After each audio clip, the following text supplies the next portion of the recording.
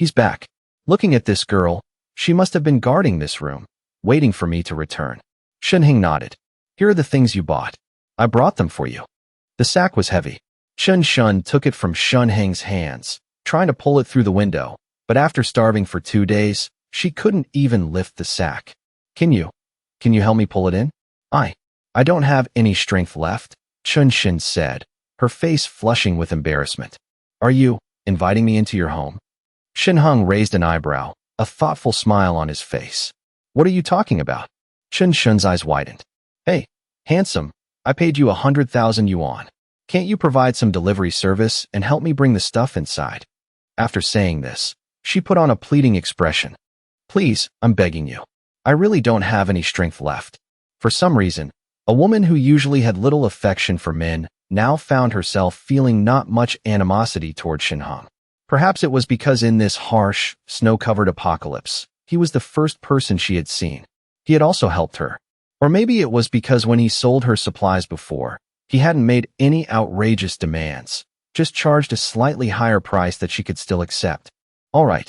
Shin Hung didn't have any ulterior motives. He just wanted to tease this celebrity who was adored by millions. Of course, if Chen Shun were to proactively invite him for a game of cards, Shin Hung wouldn't mind having a private session with the star.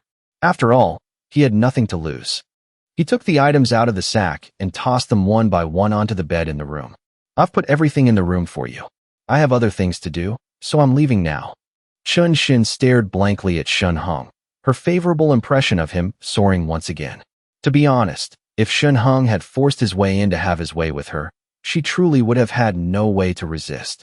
However, although Shun Heng's words were flirtatious, his actions were quite gentlemanly. He didn't even step into her home.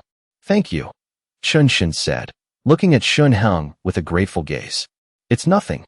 Shun Hung waved his hand, turned, and said, if you're short on anything, send me a WeChat message. I'll give you a discount next time. With that, he hopped on his snowboard and slid away. Hey. Shin Shin wanted to say something more, but the words caught in her throat. In the end, she said nothing, just stared blankly at Shun Heng's departing figure. Shin Heng's face was completely covered, so Chun Shin had no idea what he looked like, but she could tell from his voice that he was probably very young. A young man, and yet he made no untoward demands of her? She was well aware that among her fans, 90% were men, and many of them saw her as their white moonlight, their pure, innocent goddess. She also knew that this group of fans had all sorts of fantasies about her. Yet Shun Hung only joked with her and took no real action. He didn't even ask for an autograph. Chun Shin sat on her bed, her face full of doubt. Have I lost my popularity? Or have my looks faded? However, a blast of cold air brought her back to her senses. Chun Shin quickly got up and plugged the oil heater into the socket. As the temperature of the oil heater rose, the room gradually warmed up. Chun Shin placed several bottles of water next to the heater. These bottles of mineral water had frozen solid as iron just moments after being taken out. Once the water thawed, Chun Shin carefully opened a self-heating hot pot. A little over 10 minutes later, the hot pot was steaming and a fragrant aroma filled the room. Chun Shin blew on her hands and opened the lid. The first bite almost made her cry. After starving for 2 days, she was finally having a hot meal on the afternoon of the 3rd day. She had eaten countless delicacies in her life, but none of them tasted as good as the self-heating hot pot in front of her. During the boring days at home, she had scrolled through countless videos.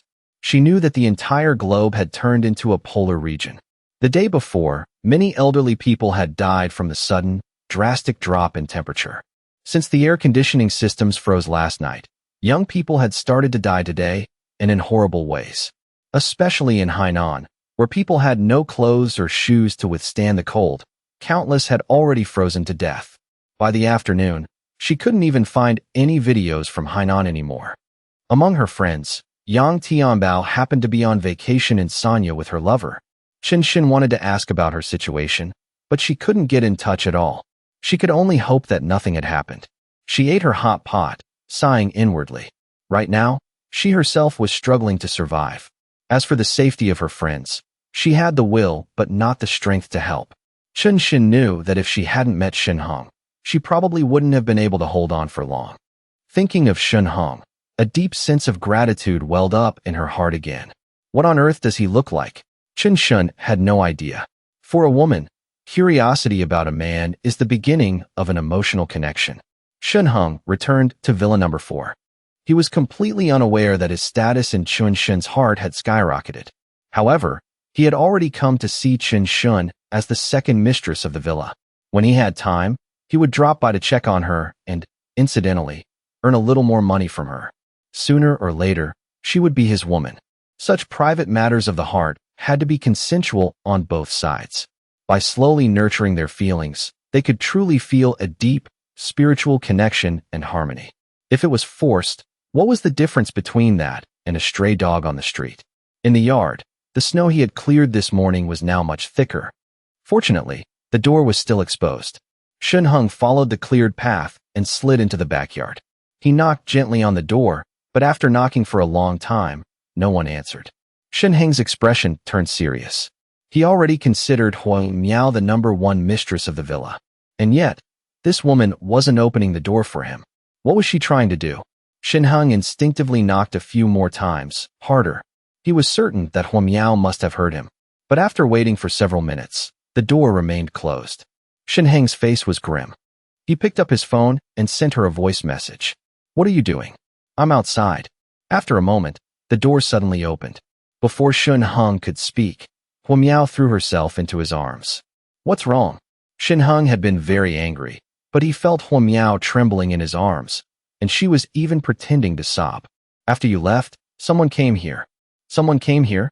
Shun Heng was taken aback. He asked in a cold voice, "Who?" "I don't know them." Huao Miao shrank back and recounted in a low voice. "I didn't open the door. I just lifted the curtain and peeked. They were bundled up so tightly, I couldn't see clearly." "They?" Shun Heng was surprised. There was more than one.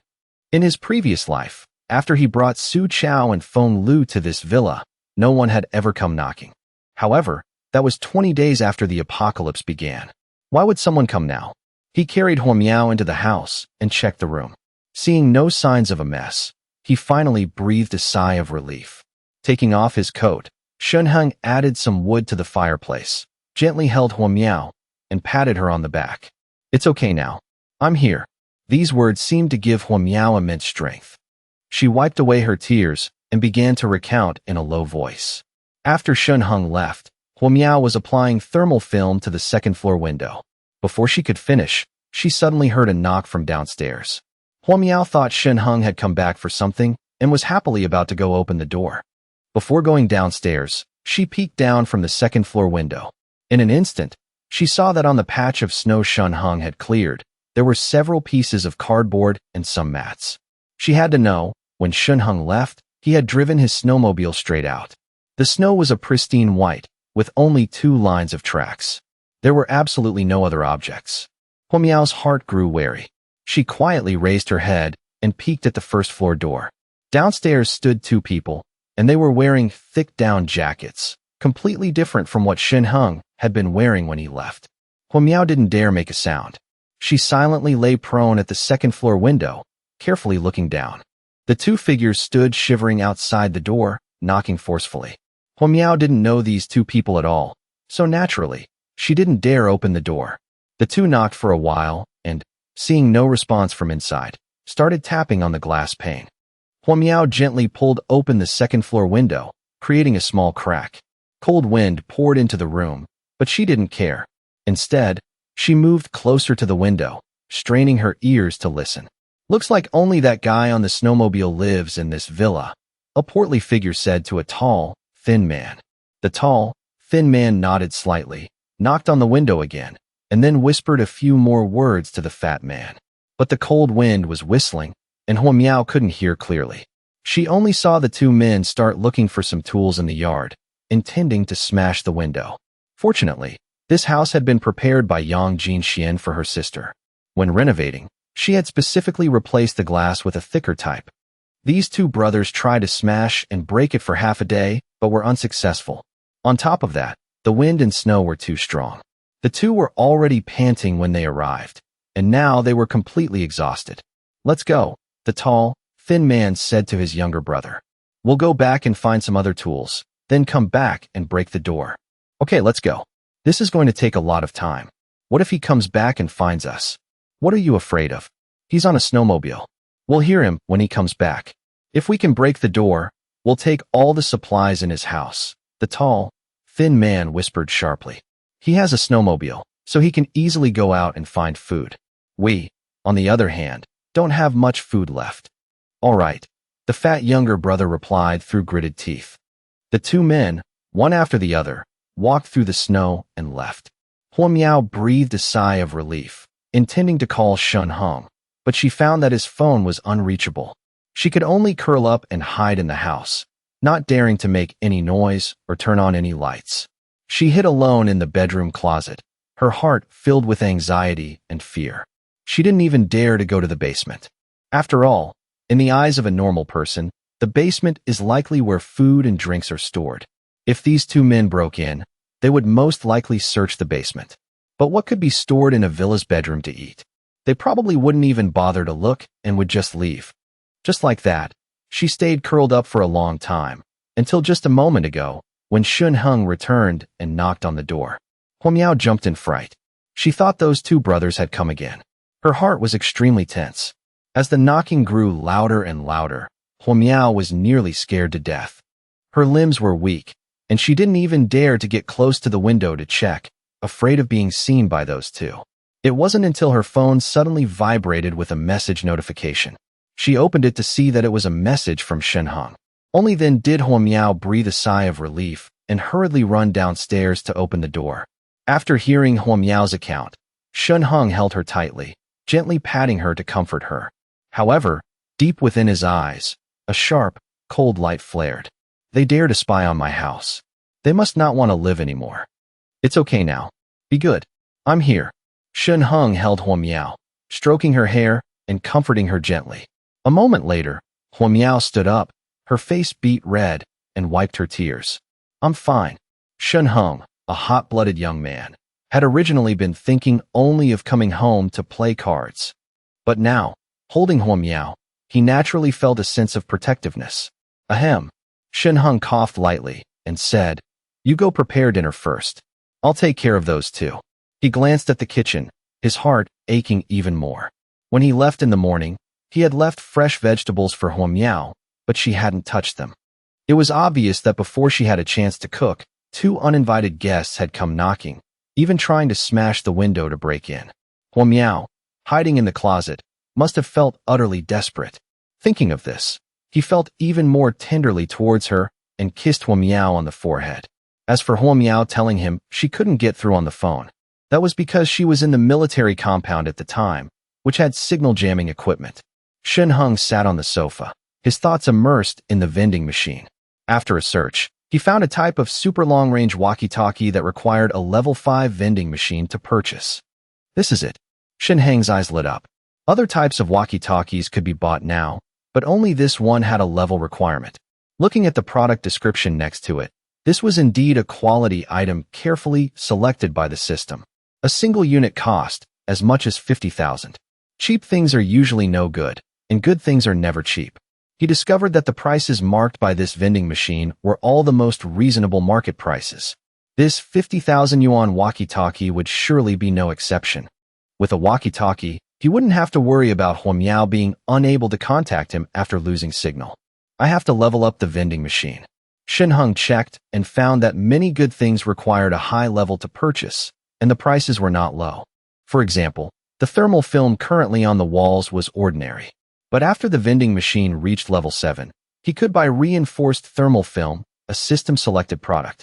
There were also various types of high-density bulletproof glass, light-blocking thermal curtains, high-density sealing glue, infrared laser detection glass, outdoor combat gloves, and various firearms. All of these were things he could use.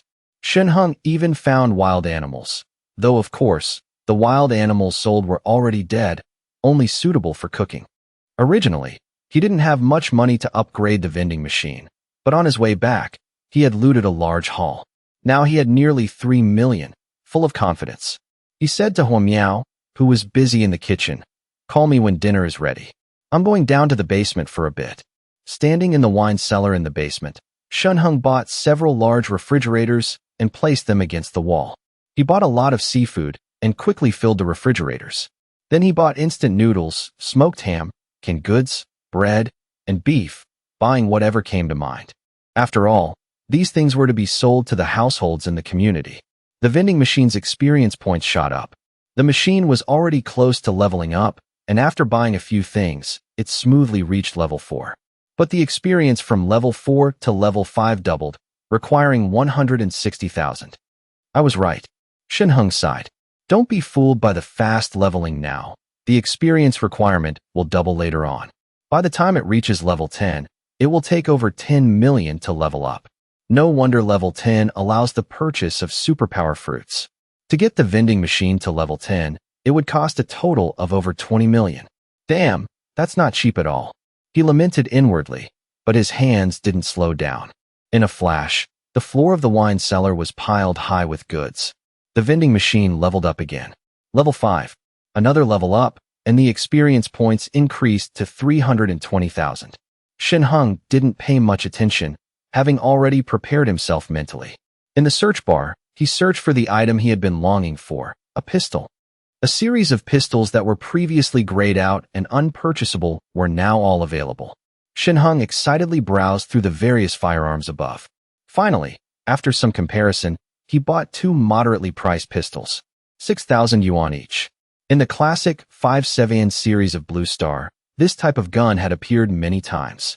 This pistol was very practical, with a firm grip, and was small and exquisite. It was most suitable for giving to Huo Miao for self-defense. However, he was still a little worried. If he gave Huo Miao a pistol, would she one day secretly betray him and point the gun at him? After the betrayal of Feng Lu in his previous life, he would not easily trust a woman now. The fable of the farmer and the snake. He didn't want to go through that a second time. According to the script of his previous life, Huo Miao should have frozen to death at her company by now. It was he who saved her. However, Shinhung had no idea how Huo Miao would treat him in the future. Entrusting his back to a woman he had only known intimately for a few days, he was not at ease, even though this woman had given him her first time and was completely obedient to him. Shinhung hesitated for a moment, but in the end, he placed the pistol in a corner of his consciousness space. Then he bought 2 more M1911s from the vending machine. This was the masterpiece of the gun master Browning, with a classic and beautiful design, and its power was also quite astonishing. He was very fond of the Desert Eagle, but ultimately didn't buy it. Although the Desert Eagle was cooler, to be honest, that gun had too much recoil. It was more for show than practical use. He bought a lot of magazines and placed them all in a corner of his consciousness space. This way, if he ran out of bullets during a firefight, he wouldn't have to rush to reload. With just a thought, these magazines could appear in his hand. Reloading. Shinhung suddenly thought, a pistol's magazine has few rounds, but a machine gun can fire continuously. He hurriedly searched for a while, but unfortunately, the system indicated that various machine guns required a level 9 vending machine. Shinhung sighed. By the time the vending machine reached level 9, he might as well just upgrade it to level 10 in one go. At level 10, he could directly buy superpower fruits. What would he need a machine gun for? However, now that he had a pistol, he could be considered to have significant power. Level 5 to level 6 required 320,000.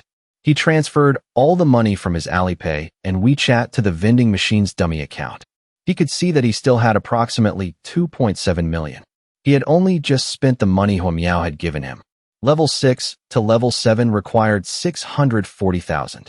Level 7 to level 8 was nearly 1.28 million. The total cost to combine and level up to level 8 required. Shinhung did a mental calculation. He found a pattern. For example, for a level 6 vending machine to reach level 7, it needed 640,000 experience points. But the total cost to reach level 6 before that was 620,000. For a level 7 vending machine to reach level 8, it needed 1.28 million. Then the total cost to reach level 7 before that would have cost him 1.26 million in total expenses. It was always 20,000 less than the cost to level up to the next level. In other words, to get the vending machine to level 8, it would require a total of 1.28 million for level 7 to 8. And 1.26 million for level 7. The total cost to reach level 7 was 2.54 million. Shinhung sighed. Don't look at how much money he had now. It was only enough to get to level 8. Level 8 to 9 would require 2.56 million, not to mention level 9 to 10, which was nearly 5.12 million. In other words, if he wanted to get the vending machine to level 10, he would have to spend a total of 10.22 million. Money still had to be used wisely. He bought a lot more supplies, then started shopping for household items. Although he had just applied the thermal film today, Shun Hung could now buy the system-selected reinforced thermal film. He didn't plan to tear off the existing film, but rather to buy new ones and continue to layer them on top. This way, he could ensure that the temperature inside the house would not be lost. And this high-density bulletproof glass, though expensive, also needed to be bought. But how to install this kind of glass? As he was thinking, he glanced at the corner of his consciousness space and saw the super glue. That's right. I can just directly glue the bulletproof glass onto the old glass of the villa, can I? He bought all the materials needed to reinforce the villa in one go. The vending machine had reached level 7. Shin Hung had originally thought of upgrading the vending machine to level 8 to buy a high-end, system-selected windbreaker to wear. After all, the windbreaker he was currently wearing, although thick, it was very bulky. Moreover, it wasn't that effective at keeping warm. At minus 60 degrees outside, riding a snowmobile was still very cold. After tonight, the temperature would continue to drop sharply tomorrow. In the end, the temperature would stabilize at minus 70 degrees Celsius. Unfortunately, a windbreaker produced by the system cost a whopping 500,000. By the time he reached level 8, he wouldn't have enough money to buy it. I still need money, he thought, shaking his head. He directly carried a pile of things upstairs. Huao had just finished cooking and was bringing the dishes to the table. Time to eat, she said. Shin Hung had been busy all day and was indeed hungry. He sat down while holding Huao and told her that they would continue applying the thermal film later. Even the curtains in the house had to be replaced with the top quality ones selected by the system. Huao smiled and nodded. She enjoyed decorating the house with her own hands. Besides, these thermal films were very beautiful. Even when stuck on the wall, they looked like wallpaper and didn't seem out of place at all. As Shun Heng gave instructions, he was also thinking, I still need to install some mini cameras. If someone comes in the future, I can detect them from a distance. However, just at this moment, a loud bang suddenly came from the window. Then, an excited voice rang out from the yard. Hey, this thing is really useful. I've already made a small hole. A little more force, and we can break the window and get in. That kid's snowmobile isn't here, so there's definitely no one in the room. Another voice followed. He can drive a snowmobile in and out freely. He must have stored a lot of good stuff. Huao's body stiffened, and she instinctively trembled. It was the two uninvited guests from the afternoon. Don't worry, Shun Hung said reassuringly, standing up to go outside. His face had already darkened. You bastards, you dare to rob me right at my doorstep. Outside the door, the two brothers were still busy. The tall, thin one was directing his fat younger brother. Both were holding golf clubs and once again smashed them against the crystal glass. Bang! Although the crystal glass didn't shatter, it was dented. There's hope. The two brothers' eyes lit up. All the fatigue from their long journey vanished in that instant. Just as the two were about to continue smashing, the doors suddenly swung open. An ice-cold voice rang in their ears. What are you two doing? The two brothers jumped in fright and hurriedly turned around to see Shun Hung standing at the door with a displeased expression. The tall, thin one frowned, a smirk playing on his lips. Brother, you're home? I didn't hear your snowmobile. As he spoke, he looked around. Indeed, there was no snowmobile in the yard. Could this guy have hidden the vehicle inside? What are you doing to my window? Shin Hung asked coldly. We came by this afternoon and saw you go out, the tall, thin one said with a smile. We wanted to come and say hello. I live in villa number 5 in the 3rd row. Brother, you must have a lot of supplies, right? Share some with us. Shin Hung laughed. He didn't even say bye, but went straight to share. Who the hell are you? Seeing Shun Hung laugh, the tall, thin one laughed along. I'm the CEO of Jiating International. Before he could finish his sentence, Shun Heng swiftly closed the distance and unexpectedly landed a punch on his face. The tall, thin man had no time to react. He let out a groan and flew straight out, looking like a wooden stake being driven straight into the snowdrift. You dare hit my brother. The fat younger brother's face was full of anger. He swung his club straight at Shunheng's head. Although Huo Miao was scared, she was also standing by the window at this moment. When she saw this scene, her face turned pale, and she was so frightened she almost screamed.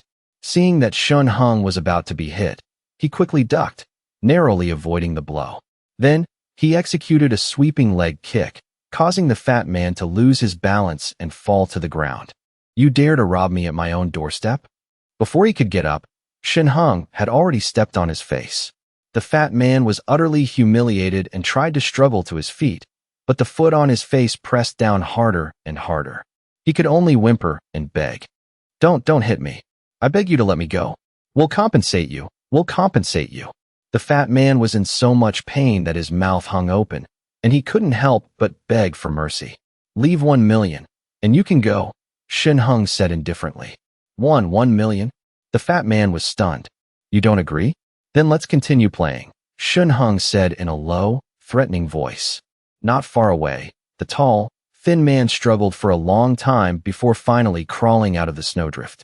Humiliated, he was about to charge forward, but when he saw his younger brother being stepped on by Shunheng, he suddenly froze. You must have heard what I just said, Shunheng said in a cold voice. 1 million, and you can get lost. If you don't agree, then we'll continue. Don't hit my brother.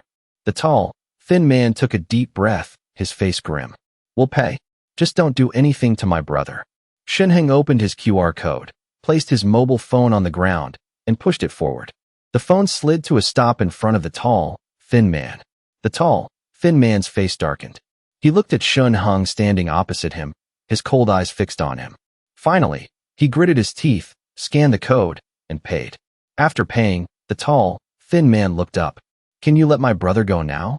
Shunheng snorted coldly, removed his foot from the fat man's face, and said coldly, You can get lost.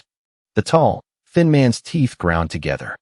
Although he was a wealthy man, damn it, 1 million was not a small sum at all. Is there anything else you want to say? Shunheng swept his cold gaze over him. That. The tall, thin man took a deep breath and stammered. Brother, we've already paid. Can I do a business deal with you now?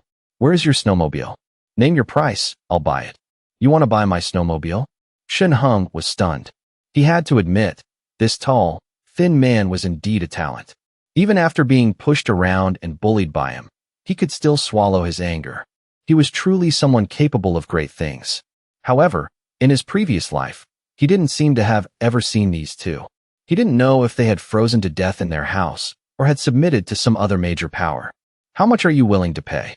A smile played on Shunheng's lips. He had just made another million. Now, he had enough money to buy the system's strictly selected windbreaker.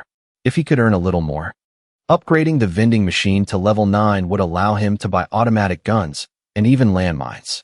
Shunheng had already thought it through. Even after he awakened his abilities, he wanted to turn the villa into an impenetrable iron fortress. Only then could he ensure that he could rest without being disturbed by those with malicious intentions. Otherwise, if someone like Chun Xiaonu from his previous life, who could walk through walls, appeared, he wouldn't be able to sleep peacefully. Chun Xiaonu had the ability to walk through walls, but in the end, she still had to stand on the ground. If you dare set foot in my yard, I'll let you have a taste of a landmine. 100,000, the tall, thin man offered tentatively. Your snowmobile's normal price is only about 10,000. I'm willing to buy it back for 100,000. Shunheng shook his head and laughed. Are you kidding? I'm currently selling a pack of instant noodles for 500 yuan, a 200-fold increase in price. According to that ratio, if you want to buy my snowmobile, you'd have to offer at least 2 million to be considered sincere. Do you take me for a beggar? Shunheng said flatly. The tall, thin man frowned. Then what price are you selling it for? With this snowmobile, he could also go out and search for food. Just one price, 2 million. Shunheng didn't want to waste words and said directly, 2 million? Why don't you just go rob a bank? The tall, thin man said in shock. Shunheng shrugged. Buy it if you like, don't if you don't. If you can't afford it, get lost. After saying this, he prepared to turn around and open the door. Wait, I'll buy it. The tall, thin man said through gritted teeth. Where's the snowmobile? I want to see it right now. At home. In this kind of weather, a snowmobile is a precious treasure. I can't just throw it out in the yard, can I? What if someone like you sneaks in and steals it? Shin Hung said intentionally. So it's hidden in the house. A glint flashed in the tall, thin man's eyes. We'll buy it back. The tall, thin man nodded, giving a meaningful look to the fat man beside him.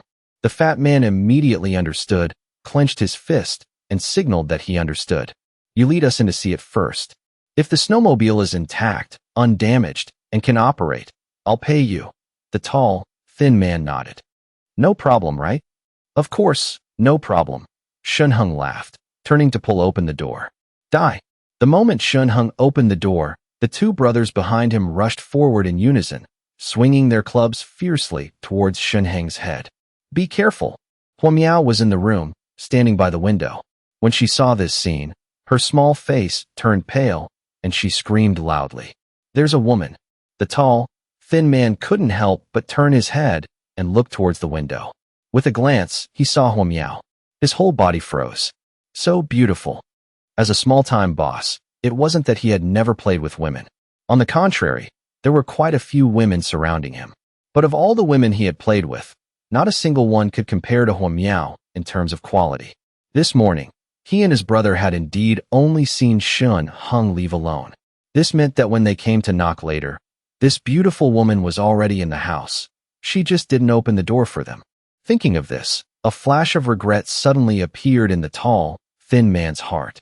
If he had known earlier that such a beautiful woman was hiding in the house, he would have smashed the glass and rushed in even if it cost him his life.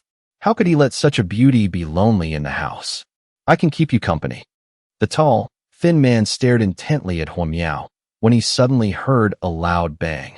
He instinctively turned his head and saw that Shin Hung had turned around, his face expressionless, staring at him. As for his brother beside him, the one who had just swung his club to attack Shin Hung, he was already lying in the snow, fresh blood gushing from his neck. The tall, thin man was stunned. Before he could come back to his senses, Shin Hung had raised his right hand. The black muzzle of AM 1911 was pointed straight at the tall, thin man's head. A gun. The tall, thin man's eyes widened, his mouth agape, and his face drained of all color. He hurriedly threw the golf club in his hand to the ground and raised both hands high. Big brother, don't shoot. The tall man had never expected that Shin Hung would have a gun. His heart was filled with bitterness. If he had known earlier that the other party had a gun, he wouldn't have dared to come here even if it meant death. In Manhwa, where gun control was so strict, for someone to have a gun, it showed that their background was incredibly deep, not something a small company boss like him could provoke. Big brother, I was wrong. Please don't shoot. Absolutely don't shoot. The tall man stared nervously at the gun barrel, afraid it would go off. He even dropped to his knees with a thud and immediately began to beg for mercy. I was wrong. I beg you to spare my life. Now you know you were wrong. A cold smile appeared on Shin Hung's lips. I really know I was wrong. The tall man kowtowed vigorously, loudly begging for forgiveness. No wonder the woman in his room was so beautiful. A big shot with a gun. It would be strange if the woman by his side wasn't beautiful. How much money do you have left in your mobile phone? Shin Hung suddenly asked. Ah. The tall man was stunned. Seeing Shin Hung's impatient expression, he hurriedly opened his phone to take a look and stammered. Big brother, there's still 120,000. Just over 100,000. And you damn well dared to nod and agree to buy my snowmobile for 2 million. Shin Hung glared. The tall man explained with a forced smile. I was just planning to agree first, then take advantage of you not paying attention to go in and rob the vehicle. But, big brother, I absolutely don't have that kind of courage anymore. Please let me go. 120,000? Okay, transfer it all over, Shin Hung said impatiently. The tall man didn't feel the slightest bit of heartache and quickly transferred the money. Shin Hung didn't continue to press him. He glanced at the balance on his phone with satisfaction. All right, I've made some more money. As Shin Hung looked at his phone, a flash of hatred appeared in the tall man's eyes. He then glanced sorrowfully at his brother's corpse. Next, he noticed Shin Hung looking up and hurriedly retracted his gaze, once again putting on a fawning smile and looking at Shin Hung with a pleasing expression. As long as the Green Mountains are there, I won't have to worry about firewood. Brother, rest assured, once I get out, I will definitely find a way to kill him and avenge you. And that woman in the room. I will rise up and trample her. I will vent all my hatred on her. You can go, Shun Hung snorted, pointing at the corpse on the ground. Take him with you. Don't leave him in my yard, it's bad luck. Yes, I'll go right now. The tall man bowed and scraped. Then with a mournful expression, he dragged his brother's corpse and walked out step by step. The snow in Shun Heng's yard had been cleared early in the morning, and now there was only a slope. From the yard, following that snow slope, one could go straight to the fence. Normally, the fence of this villa was not low, but now, the heavy snow had piled up, making it as high as the fence. The tall man dragged his brother's corpse, turned, and left. His face was already filled with hatred. Kill him, I must kill him. He dared to kill my brother. I will definitely take revenge. You two just stay holed up in the house. Don't let me see you step outside. Once you dare to leave this villa, I will directly smash your window, rush in, and deal with that woman first. When you come back, see if I don't ambush you to death. He climbed over the fence, turned his head to look at Shun Hung, and a smile appeared on his face again. Big brother. Yes, then I'll be going. Shun Hung nodded lightly. As the tall man dragged his brother's corpse outside, Shun Hung suddenly spoke up. Hey. Huh. The tall man was stunned. He turned around, and in the next moment, he saw the gun in Shun Heng's hand aimed straight at him again. Without any hesitation, he squeezed the trigger. Bang! The sound of the pistol rang out once more. The tall man's body shook violently. In disbelief, he looked down at his lower abdomen. Although he was wearing thick clothes, his abdomen had been pierced through, and fresh blood was gushing out. A moment later, a gut-wrenching pain was transmitted to his brain. I. The tall man looked at Shun Hung in disbelief. Didn't he tell him to go? Why did he open fire? You smashed my window and wanted to attack me. How could I possibly let you leave peacefully? Shun Hung showed a sneering expression. The tall man wanted to speak, but no words came out. He just instinctively clutched his stomach. Blood was still flowing out, dyeing the pure white snow on the ground red. Coupled with the low temperature outside, very quickly, his wound began to freeze over. Even when the cold wind blew past, he barely felt any pain. It was just that his consciousness was a bit blurry. I just wanted you to drag that corpse out of my yard. Shun Hung shook his head, sneering. He slowly walked forward, pointed the gun barrel at the tall man's head, and said, goodbye. He pulled the trigger. With the sound of the gunshot, the tall man fell to the ground, staring at Shun Hung, as if he couldn't die in peace. Shun Hung didn't care. In his previous life, he had witnessed people eating others. For a bite of food, he had also fought desperately with others. Now, killing two people, he didn't feel any burden in his heart. It was just that these two corpses were lying at the edge of the fence. It was a bit of an eyesore. Shun Hung frowned, raised his hand, and collected the two corpses into his space. He planned to go out of the residential area in 2 days and conveniently throw them onto the main road outside. When he returned to the room, Huao couldn't wait any longer and came over, hugging him tightly. Honey, you're so amazing. You actually have a gun. She felt her heart beating very fast. But you killed someone. You'll definitely be arrested. Are you hurt? Let me see. Looking at Huao's concerned eyes, Shun Hung almost wanted to give the 2 small pistols stored in his space to Huao for self-defense. But he forcefully held back. He still couldn't completely trust Huao 100%. I'm fine. Shun Hung waved his hand.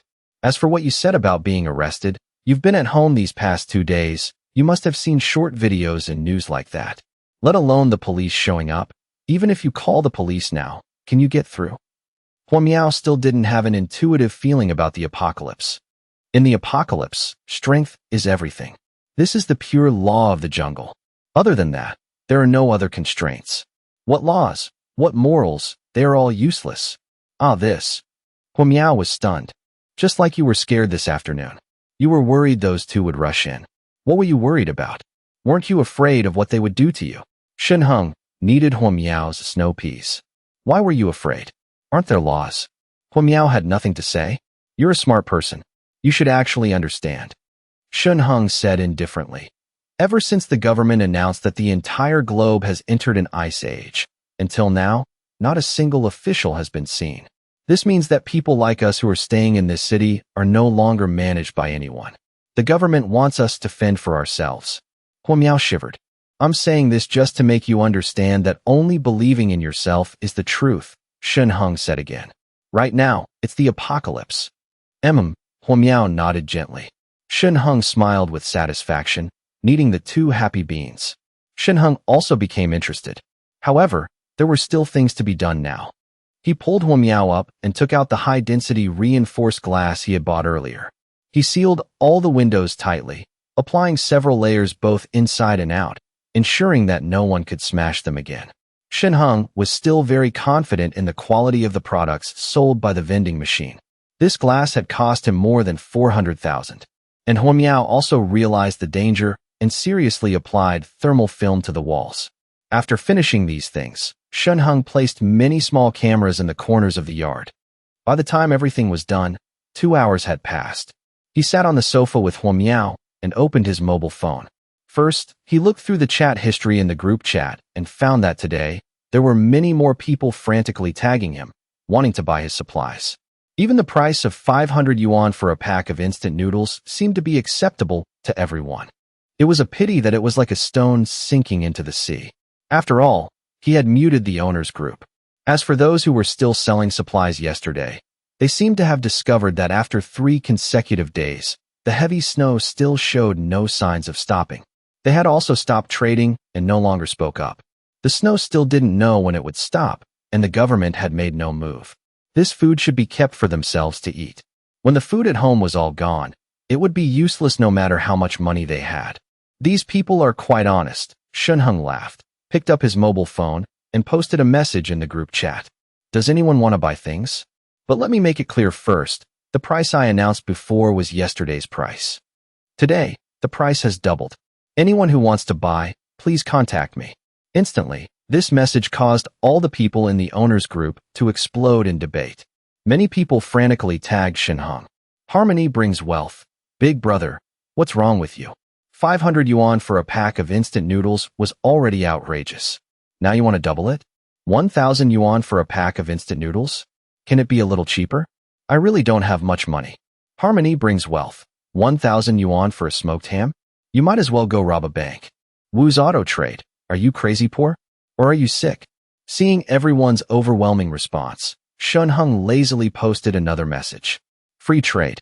I'm just stating my price. If you don't want to buy, then get the hell out. I already warned you yesterday. Those people in this group who cursed at me, I won't sell supplies to you. Let alone 1,000 yuan for a pack of instant noodles. Even if it were 10,000 a pack, I wouldn't sell it to you. Instantly, the cursing in the group decreased significantly. But the two accounts, Happiness and Wu's auto trade, were still going crazy. Shen Heng frowned, contacted the group administrator, and directly kicked these two out of the group. Now, the property manager of the residential area would do whatever he said, because he had received supplies from him. Some residents had no food reserves at home and had been starving for 3 whole days. Meanwhile, he had just had a hot meal of pickled cabbage beef noodles with his young, newlywed wife. If it weren't for this big shot, I'm afraid I would have starved to death too. A bunch of idiots, and they dare to curse at my god of wealth. Was that a gunshot? While Shen Heng was busy, the two sisters, Yang Jinxian and Yang Mushuan, who were huddled together for warmth, looked up at the same time. Sister, that gunshot, it must have come from next door, Yang Mushuan said with a serious expression. Yang Jinxian bit her lip, not saying a word. Her heart was filled with despair. It must be the people sent by that bastard, Song Jinming. He still wouldn't let her go. Even though the government wasn't paying attention to rescue efforts, and the snowstorm was so heavy, he still sent people to monitor her. Wait, the government isn't paying attention to rescue efforts. Her face suddenly turned slightly pale. If even the government doesn't care about the general public, doesn't that mean that society is about to collapse?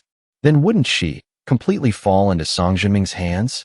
As Song Jinming's sister-in-law, she was very clear about the extent of this pervert's psychological distortion. She would become his plaything. Being tortured by him would be the least of her worries. She was afraid he would play even more perverted tricks. She had once witnessed with her own eyes Song Jinming putting a dog collar on a girl he had grown tired of, leaving her naked, and then directly making her lie on all fours in the yard for a group of his brothers to admire. Could she also fall into that kind of situation? Thinking of this, her whole body trembled. She had no idea that the person she was terrified of next door was actually Shunhong. The residents group gradually quieted down, and Shunhong was also busy. People had started sending friend requests to Shunhong, and he accepted them all without refusal. He accepted them all. Very quickly, the person who had just been added as a friend sent a message. Brother, I want to buy 5 boxes of instant noodles, 100 eggs, 100 smoked hams, and also mineral water. Alright, do you have gas stoves? I want them all. Can you give me a little discount? Oh, the first one is a big spender. Shunhong frowned and clicked on the other person's profile picture. Then he understood. This was a second-generation rich kid with the surname Wong from the villa area behind. He had a lot of money. The villas here were all bought by him for his mistresses. On the day of the heavy snowstorm, he came to his mistress's place for the night and unexpectedly got trapped. He had been hungry for a day. Now, seeing Shunhong selling supplies, he was the first to inquire. Shunhong was a little puzzled. Theoretically, top-tier wealthy people like him should have been taken to a shelter. As Wong Peng had said, why was he hiding in a villa in the Taiyuan community? He didn't know that this young Master Wong had been exhausted with his mistress all night and had slept like a log until noon the next day. The snow outside was already very deep, making it impossible to go out. When his father contacted him, the helicopter couldn't take off. He could only remind him to wait until the snowstorm stopped before they would come to pick him up. During this snowstorm, he could only think of a way to cook for himself. Seeing Shunhong's message about selling supplies, young Master Wong contacted him without any hesitation. He was used to living a life of luxury and had never been hungry before. In total, you pay me 1 million.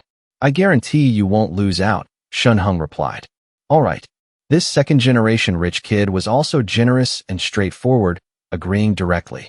Then he asked, so how do we trade? I'll pay first. What if you scam me? He had money, but that didn't mean he was stupid. You're in the villa area behind, right? Wait a moment. I'll deliver it to your door. Just tell me the specific location. At villa number 1. You know the way. When you arrive, send me a WeChat message. I'll open the door for you. Don't open the window, young Master Wong said. All right, then it's settled. Shunhong nodded with satisfaction. This first order was a big deal, a good start. Moreover, this young Master Wong must still have a lot of money. He had to provide for him well. He couldn't let him die. Next, other people sent messages, one after another asking to buy supplies. However, these people, compared to young Master Wong, bought much less. Most people only asked for a few packs of instant noodles and some water.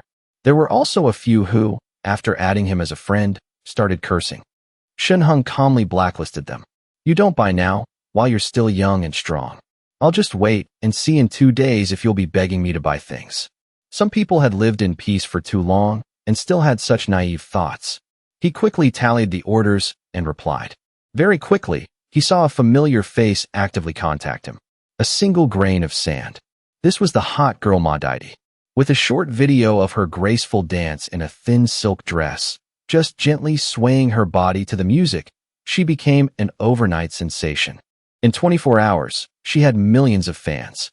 After that, she became a professional internet celebrity, a top-tier hot girl in the social media world. Little brother, can you give me a discount? It's too expensive. A single grain of sand sent a message, followed by an aggrieved emoji. I can even trade my body for it. Shunhong almost replied to this sentence. After all, a single grain of sand had a baby face and a heavenly figure, a topic of heated discussion among many male fans. However, he knew this was a common phrase used by hot girls. He replied flatly, fair price, no cheating. If you're not buying, don't waste my time. I'll buy. A single grain of sand sighed and replied honestly, I want a box of instant noodles, and also. She bought quite a lot of things, second only to young Master Wong's order so far. She usually hired a maid to cook, but the maid went home the day before yesterday, and then the snowstorm hit. There was still some food in the fridge at home. A single grain of sand relied on this food to survive for 2 days, but starting today, there was not a single bite of food left in the house.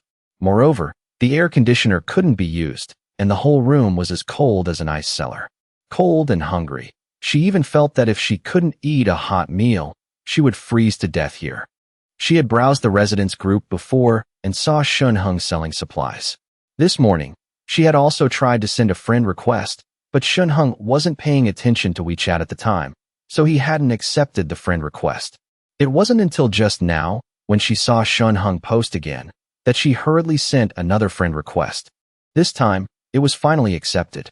In total, you transfer 300,000 to me. I guarantee the quality of the goods is excellent. Worth the price, Shunhung replied. A single grain of sand felt a little heartbroken. Although she was a hot girl and made money fast, this harmony brings wealth guy made a profit even faster than her.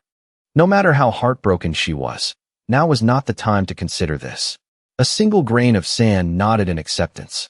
In half an hour, I will trade in the underground square area. You can come downstairs to pick up the goods then. Shunhung sent another message. Young Master Wong's villa area was quite far, and there was no underground tunnel. But since he was a big customer, he could make a trip himself. As for the adjacent villa area and the residence in the high-rise area in front, he didn't want to run around for so many people. If I turn into a food delivery guy and deliver to each house one by one, won't I run myself to death? Okay, a single grain of sand replied. She really wanted to ask Shunhung, since she was a paying customer, why did she still have to go downstairs to trade? Even express delivery is delivered to the door now. This was 300,000 yuan worth of supplies, and she still had to go downstairs for a trip? However, she didn't dare to say these words. 3 days of snow and ice had fallen, and the government was slow to provide relief. Even the police couldn't be reached by phone. Only a news report from Manhwa was being broadcast on a loop, announcing that the Ice Age had arrived. Every city at this moment had become chaotic. In this situation, for someone to be willing to sell supplies, she should be secretly happy. She shrank back, wrapping the quilt tightly around herself. If I anger, harmony brings wealth. What if he doesn't sell supplies to me? Won't I starve to death? Seeing that old Wong and flowers bloom in wealth in the group had been blacklisted by someone. Just now, harmony brings wealth. Even announced that for these two people, even if they were willing to pay 10,000 for a pack of instant noodles, he wouldn't sell. Not only that, all the people who bought supplies from him in the group, once discovered to be secretly reselling supplies to these two, would also not be allowed to buy supplies anymore. That's right. Shunhung, relying on his infinite supplies, had completely blocked these two old people who liked to use morality to pressure others. Shunhung naturally didn't know that his shooting and killing of the two brothers just now had caused extreme tension and fear for the two sisters next door. His phone was constantly receiving friend requests and inquiries, making him so busy that he didn't know what was what. These people were probably all customers rushing to give him money. The customer is God. At this time, the phone notified him of a new friend request. After seeing the familiar profile picture, Shunhung let out a soft laugh. Feng Lu. He thought this woman had frozen to death with Su Chao. He didn't expect her to still be alive. She hadn't contacted him for 2 or 3 days, but she was still resilient. Hello, I want to buy supplies. Can it be a little cheaper? Right after adding him as a friend, Feng Lu politely sent a message. Shunhung was using a newly registered alternate account, so Feng Lu naturally didn't know that the person she was contacting was Shunhung, her boyfriend. Towards this ex-girlfriend, Shunhung didn't have half a shred of goodwill. At this moment, he replied coldly, 1 price only. If you're not buying, get lost. After sending this message, he opened the video surveillance app. He hadn't seen them for over a day, but Su Chao and Feng Lu, these two, were still lying in bed. Were they that infatuated? Looking at Su Chao again, he looked pale and sallow. I'm exhausted, Su Chao said weakly. I haven't eaten for nearly 3 days. I'm about to starve to death. Little Lu, if this continues, I'll be drained dry by you. Really? It's not like you're the only one enjoying it. Am I not feeling good too? Feng Lu gave Su Chao a charming side glance. Besides, it's so cold. If we don't move around a bit, won't we freeze to death? At this moment, her phone rang by her ear. She hurriedly picked up her phone to check and immediately saw Shunhung's reply. Tisk. Feng Lu's face instantly darkened. She, a beautiful girl loved by everyone, had never been spoken to like this. How is it? Does that Harmony Brings Wealth store still have supplies? Su Chao also propped himself up and moved closer. It still does. Feng Lu nodded repeatedly. It's just that a pack of instant noodles costs 1,000 yuan, no bargaining. He even told me to get lost if I'm not buying. Then hurry up and buy. Su Chao couldn't wait any longer and urged anxiously. Little Lu, if you don't buy quickly, others will buy it all up. That's true. Although Feng Lu had been curled up in the blanket with Su Chao for the past 3 days, she had also occasionally surfed the web to catch up on news and had seen the government's announcement. Now, no one could save them anymore. Only by relying on themselves could they survive.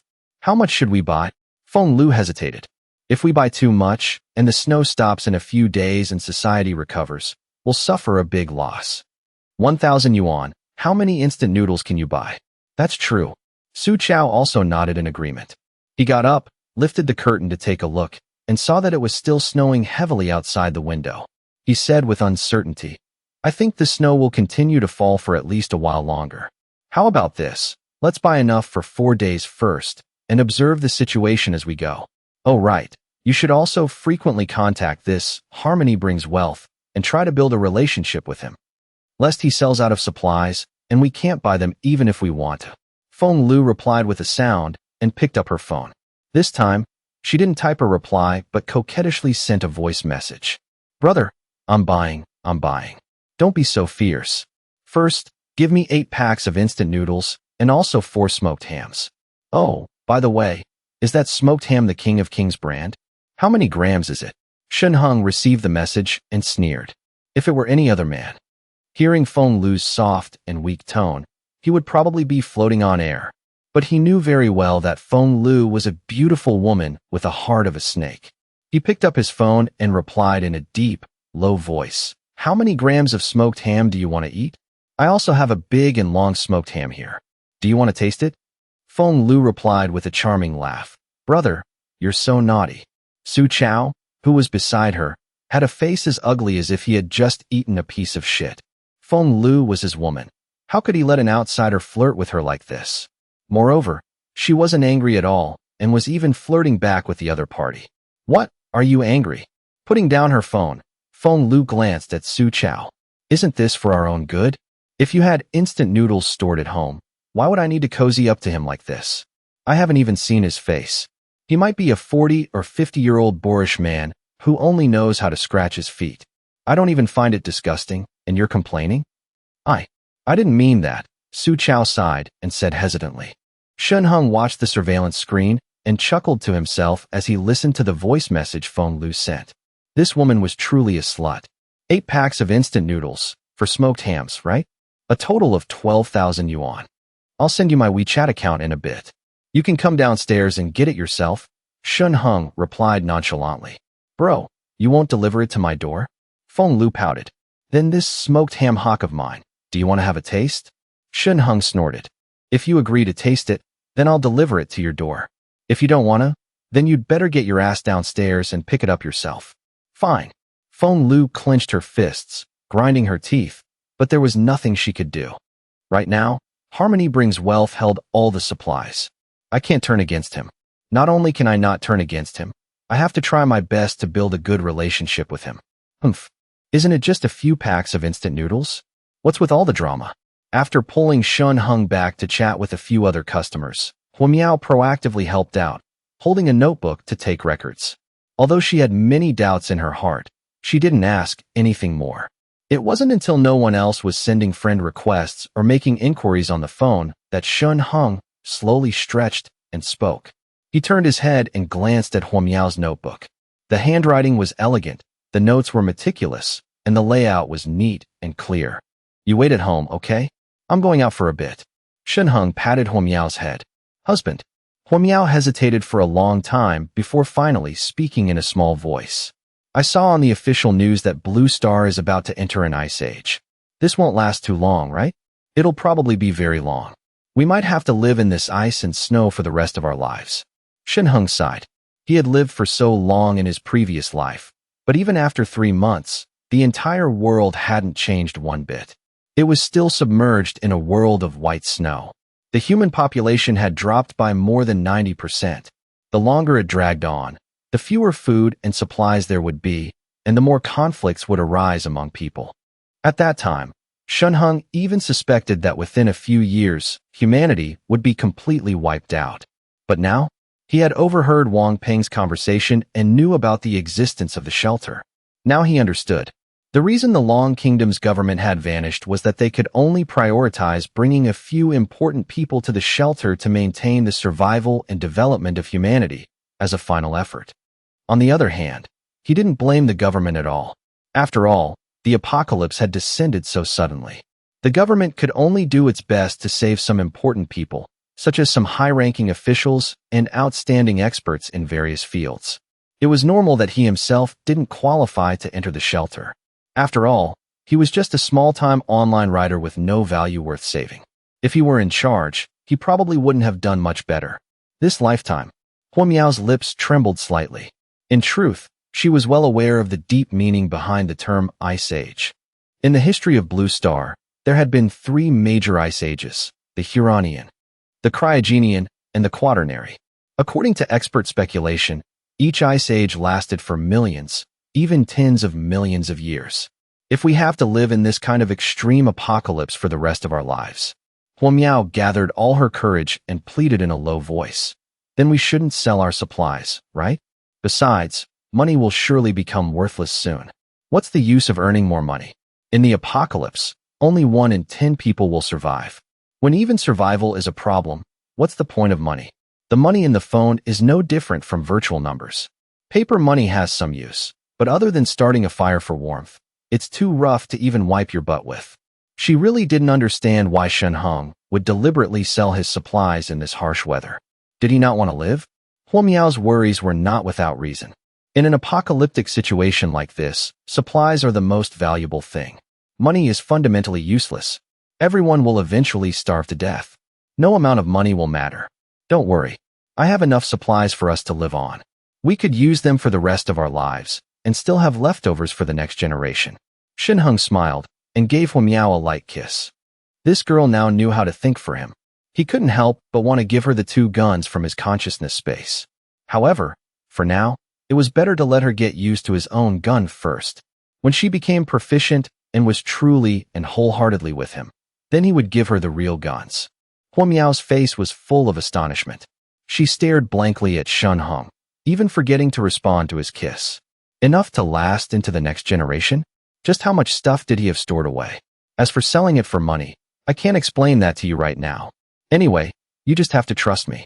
Shen Hong said gently. As long as you understand in your heart, that's enough. Huo Miao leaned against Shen Hong's chest. I don't mean anything else. Her feelings for Shen Hong now were no longer simple affection, but also included adoration. Since Shen Hong had confirmed that he had enough supplies to live on, then she didn't need to worry so much anymore. Moreover, she increasingly felt that Shen Hong was a mysterious person.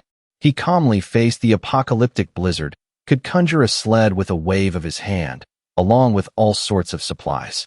In these extreme weather conditions, he was still methodically carrying out improvements to the house, applying thermal film, reinforcing the glass doors, and even installing security cameras. It was as if he was turning this villa into a defensive fortress in the middle of the apocalypse. These past 2 days, she had also been looking at the owners' group chat. Many people had nothing to eat or drink, and there were even families that had frozen to death. She felt deeply grateful to be able to follow Shen Hong in this environment, well-fed and warm, with a life completely free of worry.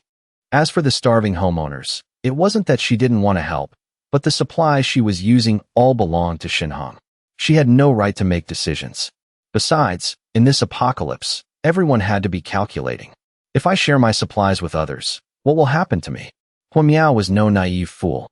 She was well aware that after the apocalypse, the baser nature of humanity would be fully exposed. Everyone acts in their own self-interest for the sake of their own survival. Who would take food from their own home to save others? Let alone Shen Hong selling a pack of instant noodles for 1,000 yuan now. Even if it were 10,000 or 100,000, no one would buy it. Money would become useless. She couldn't quite understand why Shen Hong wanted to sell his supplies. Could it be that he had a kind heart and wanted to help others, but didn't have enough supplies to save everyone? So he had to choose a select group? Woof. Shen Hong had no idea Huo Miao was thinking so much. Come on. He led Huo Miao down to the basement and into the wine cellar. It was already piled high with supplies. Seeing the room filled to the brim, Huo Miao was completely bewildered. She covered her mouth in shock, looking at the things in the room and then at Shun Heng in terror. She had been to the basement before. This wine cellar had nothing but a few bottles of red wine. But now, even the wine table was stacked with instant noodles, canned goods, and all sorts of self-heating hot pots. How on earth did he get all this stuff? She looked at Shun Heng again. He was currently checking against the notebook, collecting the corresponding supplies into his consciousness space. It's gone? Huao was startled. Although she had seen it a few times, witnessing it again, she still couldn't suppress her astonishment. A huge pile of things in the room vanished without a trace with just a wave of Shun Heng's hand. It was too shocking. Clean these things up and wait for me to come back. Shun Heng waved his sleeve and turned to walk towards the door leading to the underground tunnel. Yes, sir. Huao nodded obediently. She had no intention of betraying him to begin with, and now that Shun Heng had shown another trick, she was even more impressed. If Su Chao could see Huao's obedient demeanor right now, his jaw would surely drop in amazement. Is this still the cold and arrogant Ice Queen from before? Shun Heng walked out into the underground tunnel and proceeded forward. Even in the tunnel, one could feel the bone-chilling cold. The tunnel was now completely empty. In this freezing weather, who would go out? Everyone was curled up in their blankets at home, shivering. When he reached the area under the plaza, he first took out a large amount of supplies from his consciousness space, arranging them all neatly. Then, he notified the customers who had placed orders via WeChat to come down for the transaction. Not long after, someone wrapped tightly in a blanket entered the underground tunnel, walking quickly towards Shun Heng. Seeing the ground piled with all sorts of food, the person's eyes immediately lit up. Are you the brother from Harmony Brings Wealth? The person asked politely. Yes. Shun Heng nodded. What do you want to buy? The person hurriedly took out his phone, opened the chat with Shun Heng, and said, I'm the account Sky full of sunshine. I need 4 packs of instant noodles, 1 egg, and 2 cases of water. Oh, right, and a mini gas stove. Shun Heng quickly scanned the chat and nodded slightly. He then took out the corresponding items, added a self-heating hot pot to the bag, and handed it to the person. 20,000 yuan in total. The self-heating hot pot is on me. 20,000 for these things. Before, they wouldn't have even been worth 200. A mini gas stove is about 100, and 4 packs of noodles with an egg are only 10 yuan combined. But now, he was selling them for 20,000. Thank you. Despite that, the person quickly transferred the money, then left after 1,000 thanks. Before that person was even gone, someone else had come downstairs, walking towards him. Brother, I'm buying 3 packs of instant noodles. An old man in his 60s, breathing out cold air, asked in a low voice. Can you cook the noodles here? No. Shun Heng replied coldly. If you want to cook noodles, go home and cook them yourself. The old man's face fell. The gas pipes at home are all frozen. I can't even light the stove. If I could cook them, why would I need to ask you? Hey, I'm talking to you. Aren't you going to help this old man? I see you have quite a few mini gas stoves there. A few people had gathered around, and someone spoke up. Shun Heng looked up and glanced at the person with disdain. These mini gas stoves have all been reserved. How can I just use them? Who's going to pay for the gas consumed? Him or you? You. The person pointed at Shun Heng, stammering, unable to speak. If you want to buy something, then buy it quietly. Don't try to lecture me. I'm just a merchant. If you have money and want to buy my things, you're welcome. If you're not buying and just spouting nonsense, bothering me, then find a cool place and get the hell out of here. Shun Heng said coldly. Others might not know, but he knew very well. This shivering old man before him was not so easy to kill in his past life. Even when he himself was killed, this old man was still living quite well. This was the meteorologist in the community. In the previous life, he had awakened a special ability, robbed a lot of food from his neighbors, and even harassed a few young women. The old man had even dared to make a move on Shun Heng and was utterly captivated by Feng Lu, wanting to claim her for himself. It was a pity that at that time, Shun Heng had already mastered a fire-type ability, which was the perfect counter for plant-type ability users like him. A single flame had scorched him until his face was covered in soot, forcing him to flee in disgrace. Shun Heng glanced again at the man who seemed indignant and shook his head slightly. He didn't have much of an impression of this young man. He must have died just a few days after the apocalypse hit. You're just a short-lived ghost, and you want to preach morality to others? You should worry about yourself first. Faced with Shun Heng's blunt rejection, the man was a bit embarrassed but couldn't say a word. He still wanted to buy supplies, and he was afraid of going against Shun Heng's wishes and angering him. If he refused to sell, what would his wife and children at home do? He turned his head and looked at the others. As time went on, more and more people who had come to buy supplies came downstairs, gathering here. But everyone was silent, just quietly waiting in line. The man finally fell silent, lowering his head and standing still. All right, 3,000. Shun Heng handed 3 packs of instant noodles to the meteorologist. The old man's lips trembled. He finally sighed, and after scanning the code to pay, he left, shivering. Although many people said nothing, their faces showed expressions of pity. Shun Heng sneered inwardly. A bunch of idiots. Just wait until he gets his powers. All of your wives will become his playthings. These pitiful fools now, when he rises up and tramples all over them, will he pity your wives and slow down his trampling? Line up properly. Someone had already moved forward. Seeing this, the others also rushed forward, jostling. Shun Heng roared angrily, without a shred of politeness. Anyone who doesn't line up properly, I won't sell to them. Do you understand the concept of first come, first served? When you're in a line, then we'll do business. Hearing this, the few people who had gathered at the front awkwardly stepped back to line up. Along the way, someone whispered that the weather was too cold and the selling was too slow, and was immediately given a harsh reprimand by Shun Heng. Feng Lu, wearing Su Chao's thick winter clothes, stood at the end of the line, so cold she had to keep stamping her feet. She also felt annoyed, wanting to cut in line. But after Shun Heng's reprimand, she resentfully retreated to the back of the line. This man has no sense of chivalry at all. She didn't even realize that the person selling supplies was Shun Heng.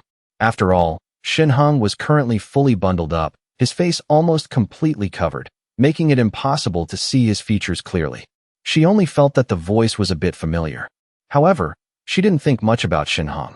That piece of trash had probably frozen to death by now. Thinking of this, she let out a silent, cold laugh. She had long grown impatient with Shun Heng. If it weren't for the fact that Shun Heng could still earn a decent amount of royalties each month to give to her, she would have broken up with him long ago. This is good too. If Shun Heng were still alive, I would have to buy a portion of instant noodles for him as well. 1,000 yuan for a pack of instant noodles. Is he worthy of eating it? Now, although it's the apocalypse, everyone still abides by the rules. After hearing Shun Heng's reprimand, everyone fell silent and just stood quietly in line, not daring to object at all. In just a few more days, everyone would be completely different. It's not out of the question that someone would resort to robbery. I should also be prepared, Shun Heng thought to himself. But he wasn't worried at all. The 2 pistols on his body, along with the divine crossbow on his right arm, gave him great confidence.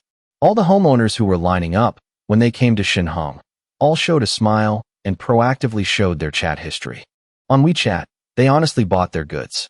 And Shun Heng also proactively gave away a pack of instant noodles, or a smoked ham, or something similar to many of the big customers who made transactions of over 10,000. Everyone was very happy. Until a moment later, a commotion came from the back of the line. Many people turned their heads one after another. What's all the noise about? Keep it down. Shun Heng frowned and roared. That's a single grain of sand. Someone looked towards the back, their voice full of surprise. This is the famous beauty, the illustrious internet celebrity in this community. Many men instinctively turned their heads to look at her. A single grain of sand was wearing thick clothes and even a mask, but who would have thought that she would still be recognized? She could only awkwardly nod and greet everyone, signaling for them to continue lining up. Dressed so provocatively, what kind of internet celebrity is she? It's no different from coming out to sell her body. Feng Lu was indignant. Although a single grain of sand was wearing thick clothes that concealed her perfect figure, she seemed to naturally carry a halo. Just revealing half of her face was enough to attract attention. Shun Heng was indeed very satisfied. As expected of a top-tier internet celebrity, this beauty is truly stunning. Completely different from Huao and Qin Shun, this woman possessed a face that could bewitch all living beings, coupled with a pair of foxy eyes. Just a single glance from her was enough to make you feel like she was seducing you. Huao was considered a cold goddess, while Qin Shun was pure and beautiful. The 3 women each had their own unique charm. As the supplies by Shun Heng's side decreased, the number of people in line also gradually dwindled. Those who had bought their supplies hugged their things and hurriedly ran back home. Although they complained in their hearts that Shun Heng was selling at too high a price in this ridiculously harsh weather, what else could be said?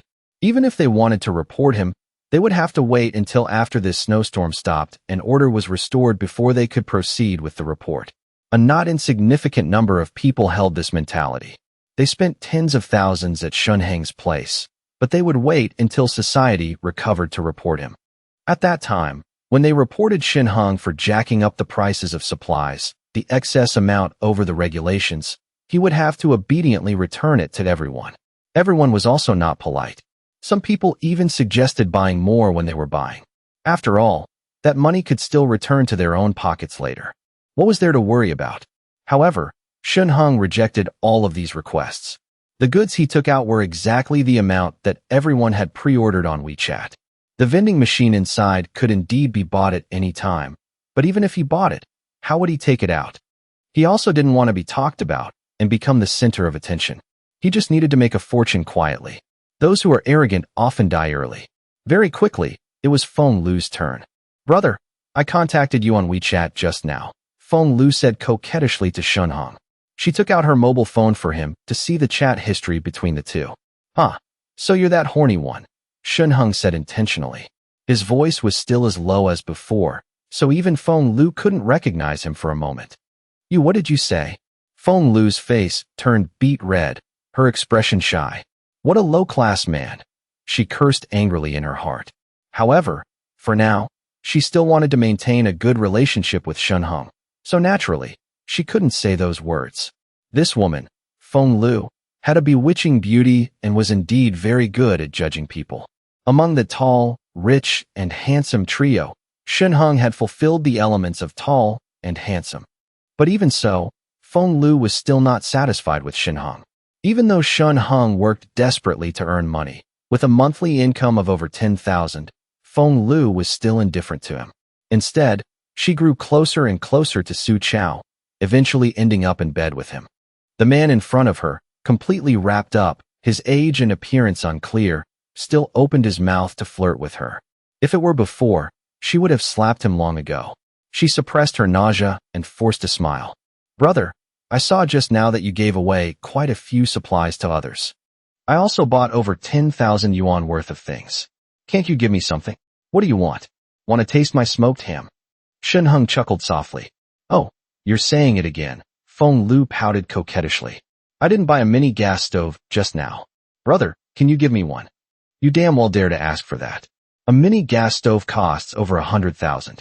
I'm selling things for over 10,000 here. You bought a few packs of instant noodles, and you want me to give you a stove?" Shun Heng raised his head and said, "Dream on, but don't even think about it in the future." Feng Lu was stunned on the spot.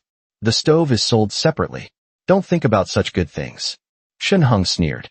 Feng Lu's face was beet red, but she still nodded, suppressed her anger, accepted the bag of goods, and hurriedly said, "Brother, then I'll be going." "Go on." Shun Heng didn't bother to give Feng Lu anything else and impatiently waved his hand. Feng Lu angrily turned and left. She saw that others who bought over 10,000 yuan worth of supplies, Shun Heng would even proactively give them things. When it was her turn, she also spent over 10,000, but he didn't give her anything. Shun Heng didn't care at all. The money Feng Lu used to buy things now was, to put it bluntly, all money he had given her. "I'm taking back what belongs to me. Is there a problem?" To be honest, Shun Heng currently wanted to kill the adulterous couple, Su Chao and Feng Lu. It was as easy as pie, but Shun Heng didn't do that. The apocalypse had just begun, and he had plenty of time to play with them slowly. If he easily killed them, what fun would there be? He wanted to make these two dogs experience the utmost suffering and despair, and then end their lives. After Feng Lu left, Shun Heng traded with the remaining people. In the end, only a single grain of sand was left. This girl bought quite a lot of things. A single grain of sand usually didn't have the habit of stocking up, so not only food and drinks, but also thick quilts, mini gas stoves, and even oil heaters. She bought quite a few. "Big brother, these things are too much. Can you help me carry some?"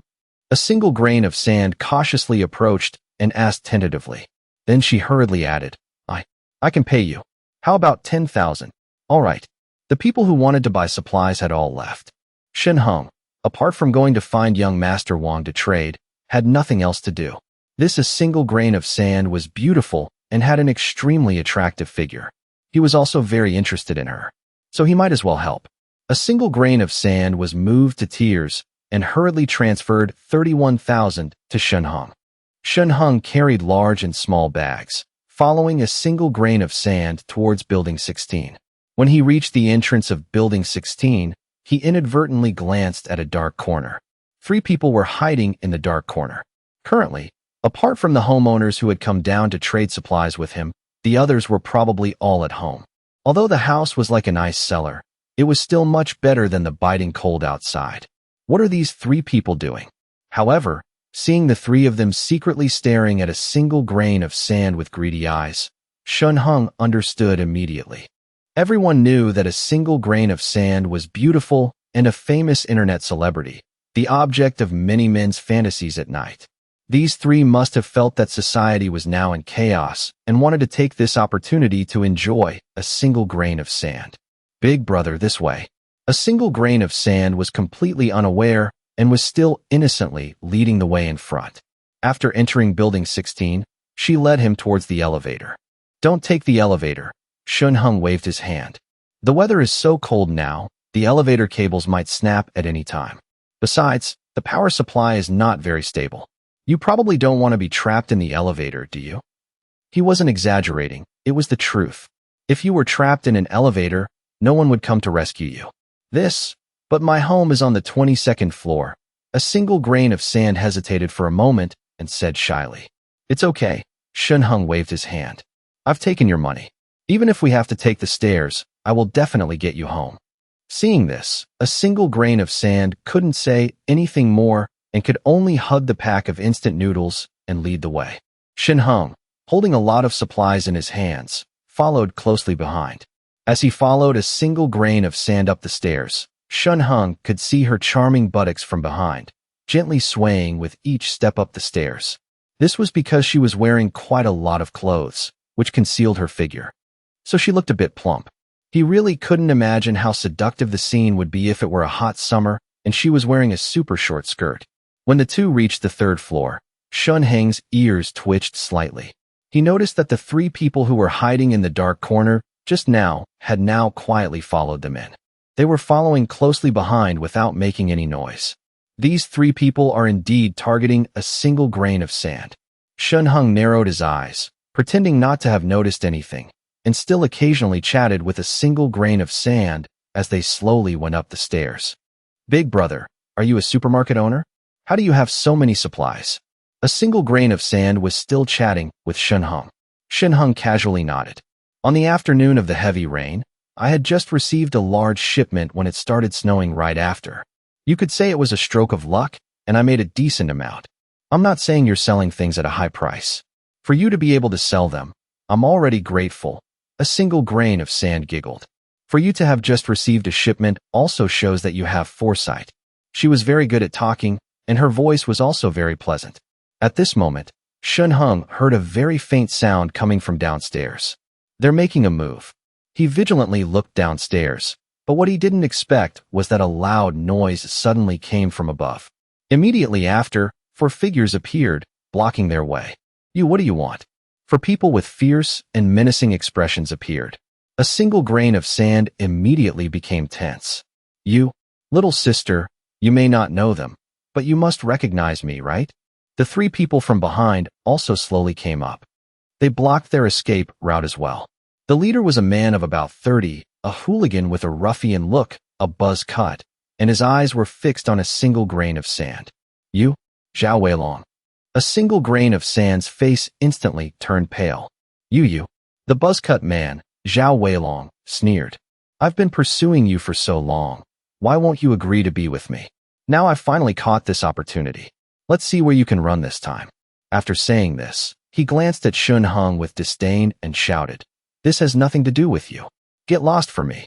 A single grain of sand's face was horrified, and she looked at Shen Hong with pleading eyes. Oh. Shinheng's reply made her close her eyes in despair. Shinheng put down the things in his hands and asked, "So I can go?" "Oh." Zhao Weilong nodded smugly. The other 6 underlings had cold smiles on their faces. "Toa Toa, now that there are no outsiders, we can have a good talk about our relationship, right?" Zhao Weilong walked step by step towards a single grain of sand, who in turn retreated step by step. But both the front and back were blocked by Zhao Weilong's underlings, making it impossible to escape. "Zhao Weilong, when did I ever have feelings for you?" A single grain of sand's voice carried a hint of a sob. "It's you who has been pestering me." "That's right, I've been pestering you. You fucking reported me to the police, you cheap bitch." A ferocious look suddenly flashed across Zhao Weilong's face. "Now I'll give you another chance. I'll give you enough time to call the police. Come on, keep calling. Now, at this time, who could get through to the police?" Zhao Weilong felt that this was a once-in-a-lifetime opportunity. A single grain of sand was so scared she started crying, sobbing, and curled up into a ball. "I swiped so many gifts for you online, and you wouldn't even add me as a friend," Zhao Weilong said coldly again. "What? You think I swiped too little money? You only meet with your top 1 and top 2 ranked big brothers, looking down on a small-time fan like me who swipes little money." "No, I didn't. A single grain of sand hurriedly explained. "I've never even added the person at the top of the rankings.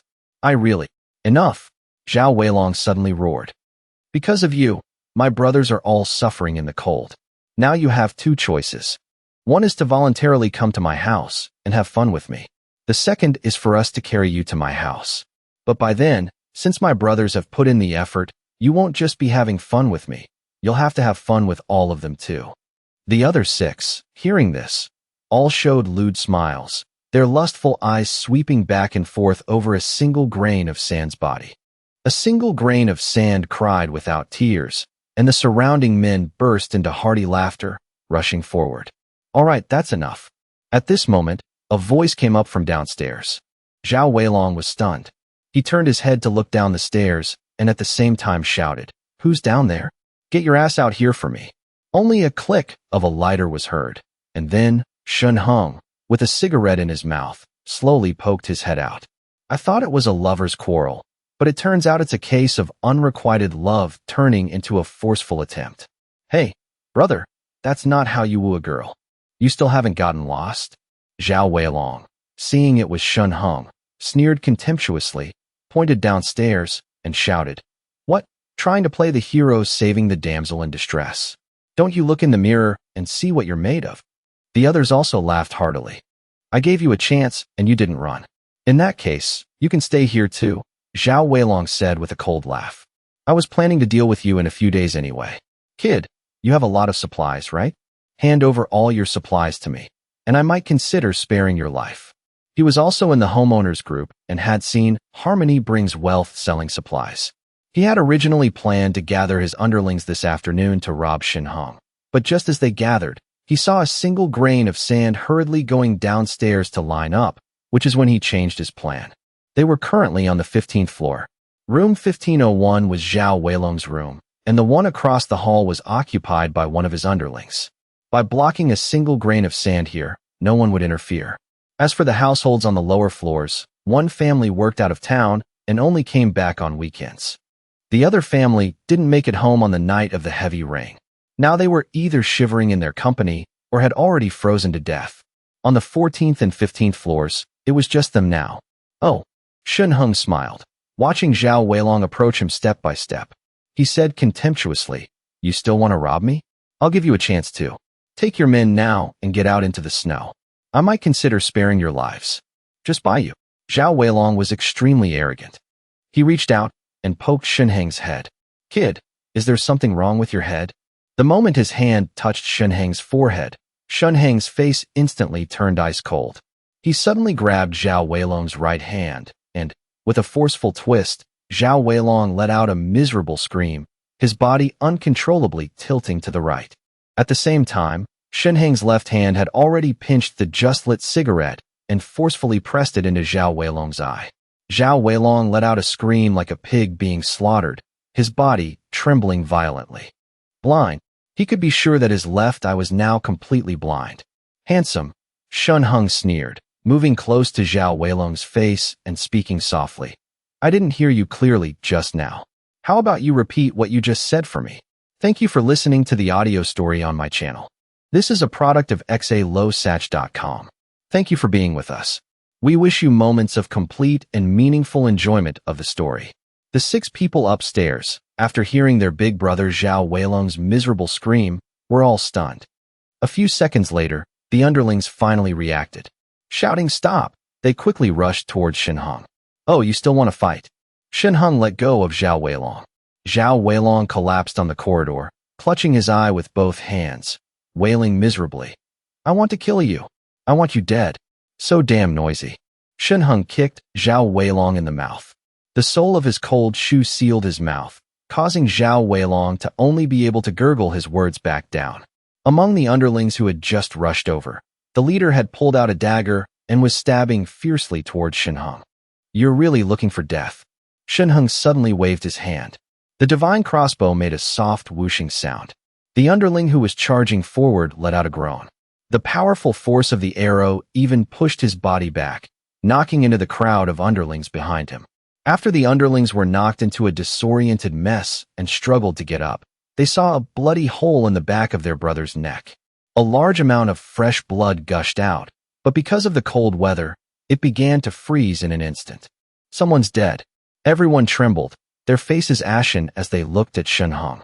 Although they were hooligans, they usually just got into fights and made threats at most. They rarely saw blood, let alone a scene of murder. Want to try?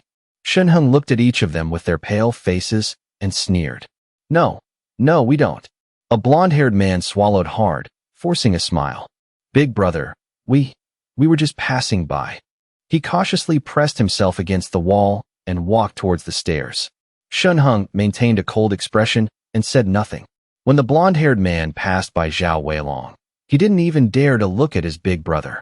It wasn't until he reached the next floor that he breathed a sigh of relief. Then, with a grateful expression, he said to Shen Hung, Big brother, rest assured, from now on, I will absolutely not dare to provoke Miss Toa anymore.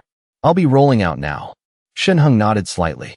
The blonde-haired man was moved to tears, bowed once, and then ran away on all fours, not daring to look back. The others, seeing this, also hurriedly spoke up. Big brother, we were also just passing by. These people also avoided Zhao Weilong, one by one rushing down the stairs in a panic. Seeing that Shen Hung had no intention of attacking them, they fled even faster. You guys. Zhao Weilong was almost angered to the point of fainting. Were these his absolutely loyal underlings? Every single one of them ran away. Damn it, I'm still here. You guys didn't even bother to look at me. Now it's just you left. Shen Hung looked down at Zhao Weilong. Zhao Weilong immediately fell silent, nervously staring at Shen Hung's right arm. He was standing very close and could clearly see the divine crossbow on Shen Hung's right hand. In it, the left slot was empty, while the middle and right slots still had 2 sharp arrows. I was wrong. Zhao Weilong's lips trembled. He nervously glanced at the arrows and hurriedly said, Big brother, I absolutely won't dare to offend you again. Still have any ideas about her? Shen Hung pointed towards a single grain of sand. A single grain of sand was currently in a state of shock. Ever since Shen Hung had killed the underling with a single arrow, she had been completely dumbfounded. Having lived in a law-abiding society for many years, she could never have imagined that someone would dare to kill another person. Even when those underlings fled, her mind was completely blank. Her whole body was like a puppet, standing stunned on the spot. It wasn't until Shen Hung pointed at her again that she slowly reacted. No, I don't dare. Zhao Weilong repeatedly waved his hands, afraid that Shen Hung would kill him if he said the wrong thing. Are you kidding me? He just killed someone without even blinking. I'm just a thug. How could I dare to offend someone like this? I'll give you a chance to live, Shen Hung said indifferently. Sir, please speak. Zhao Weilong was a smart person. Hearing the hidden meaning in Shen Hung's words, he hurriedly spoke up. Throw this corpse outside and clean up the blood on the ground. Shen Hung glanced at Zhao Weilong and said, When I come downstairs later, if it's not cleaned up, don't even think about keeping your life. Big brother. Rest assured. Zhao Weilong hurriedly nodded repeatedly. Big brother, You're so strong, you'll surely take a long time. You go ahead, I'll clean it up right away, right away. Shinhung said nothing. He was too lazy to say any more nonsense. He directly pulled a single grain of sand and went upstairs. A single grain of sand was pulled by Shinhung, her face turning beet red. As a hot internet celebrity, she understood what Zhao Weilong meant. What a long time. And take your time? How could that be? I don't even know what he looks like. She raised her head to look at Shinhung's face. Shinhung had taken off his mask earlier to smoke. He looked very young, with a handsome jawline. After Zhao Weilong said those words, he didn't even refute them. Could it be that he really wants to do that with me? Just thinking about it, a single grain of sand became even more nervous. Although she was a hot girl, to be honest, she had never met any of her top-ranking or second-ranking Big Shot fans. She had only added them on WeChat and had never even sent a private message. She often surfed the internet and had read quite a few novels about the apocalypse, so she was very clear in her heart that after the officials announced that the world was entering an ice age, the entire world would immediately fall into chaos. In the future, every beautiful woman would be a resource for the strong. Women were inherently weak and naturally couldn't compare to men in terms of physical strength. She was also clearly aware of her own appearance and figure. For someone like her, if she wanted to survive, she was afraid she could only trade her body for survival. She secretly glanced at Shinhung again. This man seemed to be about the same age as her. As long as it wasn't a middle-aged uncle with a beer belly, she could accept it. Shinhung naturally didn't know that a single grain of sand had so many thoughts in her mind. He brought her to the door of room 2201 and asked, "Is this your home?" "Oh." A single grain of sand came back to her senses and hurriedly went forward to open the door, smiling at Shinhung. "We're home. I'm so sorry, I was a little dazed just now. Big brother, thank you so much." Her face was like a blooming flower. Her bright smile on her lips even made Shinhung a little dazed. Shinhung had a hard time looking away. He placed a large pile of supplies on the ground and sighed. "I clearly have a personal space, but I can't use it. I still have to drag so many things upstairs. This is not a job for a human. I'm really something else. Just for a single grain of sand, with her beautiful figure and stunning looks, and just for 10,000 yuan, I carried so many things upstairs, and I'm so happy about it." But that smile was really beautiful, especially those soft, foxy eyes, full of amorous charm, making one intoxicated and lost in daydreams. His face was covered in sweat. He took off his snow goggles, turned his head to the side to assess the room, not daring to face a single grain of sand, afraid he wouldn't be able to control himself, and directly pushed this beauty down. Although a single grain of sand, Huao and Chunshin each had their own beauty and were all stunning beauties, from a man's perspective, I'm afraid anyone would choose a single grain of sand without hesitation. This was truly a human demon. A single grain of sand, on the side, was stunned, staring at Shinhung. He was younger than she had imagined, looking to be about the same age as her. And he was very handsome. Remembering what Zhao Weilong had said just now, her face instantly turned red. She was a little shy, her heart filled with a mix of emotions. For a moment, she just stared blankly at Shinhung's face. "Is there something on my face?" Shinhung asked in surprise, touching his face. A single grain of sand came back to her senses. "Big brother, wait a moment, let me get you a towel." A moment later, she came out with a quilt and said in a low voice, "The towels in the house are all frozen solid. They can't be used. You can use this of mine to wipe your sweat for now. This is the quilt I used to sleep with." I don't know what I was thinking, but I actually gave him my quilt to wipe his sweat. "Oh my God, Toa, you must be crazy." She shook her head vigorously. After Shinhung took it, he wiped his face. A pleasant fragrance wafted into his nose. He instinctively took a sniff, only to see a single grain of sand with a blushing face staring at him. Ahem.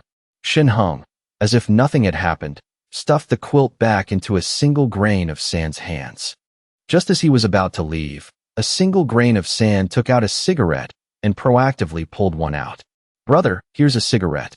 She gently placed the cigarette in Shinhung's mouth, then took out a lighter and said softly, "Let me light it for you." "Thanks." Shinhung took a deep drag, feeling his mind calm down a lot. A single grain of sand, After lighting the cigarette for Shun Hung, proactively explained, I don't smoke. This was left behind by a female friend who came to my house to play last time. She didn't understand why. Seeing Shun Hing staring at the cigarette in her hand, she seemed a little surprised, as if she was afraid of leaving a bad impression on Shin Hung. She even proactively wanted to explain and deliberately emphasized that it was a female friend. Could it be that I've already fallen for him? A single grain of sand shrank her head back a little.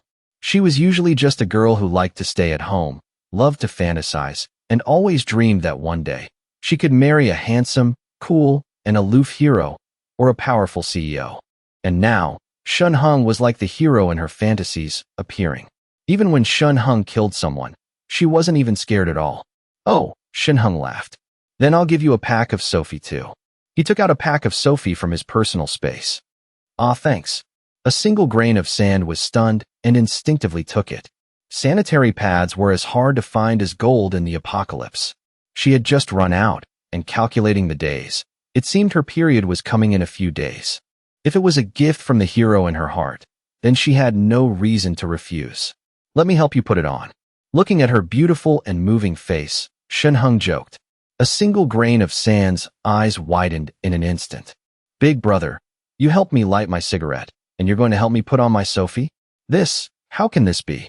Seeing a single grain of sand's naive and surprised look, Shun Hung burst out laughing. Faced with such a goddess, Shun Hung couldn't help but tease her, wanting to play a little joke. A single grain of sand's face turned even redder. All right. What Shun Hung didn't expect was that a single grain of sand, with a blushing face, actually nodded, her eyes full of flirtation as she looked at him.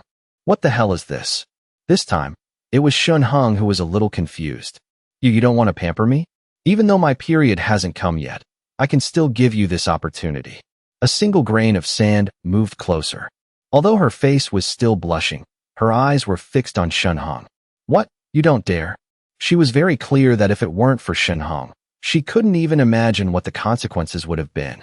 She was full of good feelings for Shun Hung.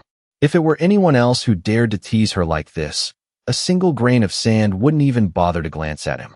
But when facing Shun Hung, she didn't feel ashamed at all.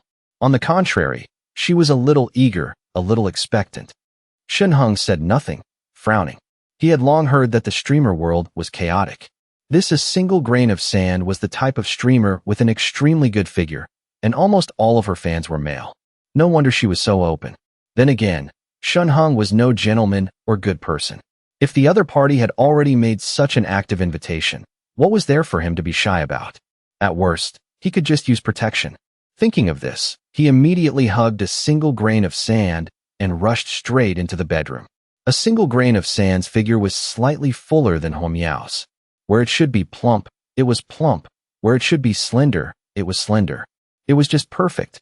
A single grain of sand was also thinking deeply at this moment.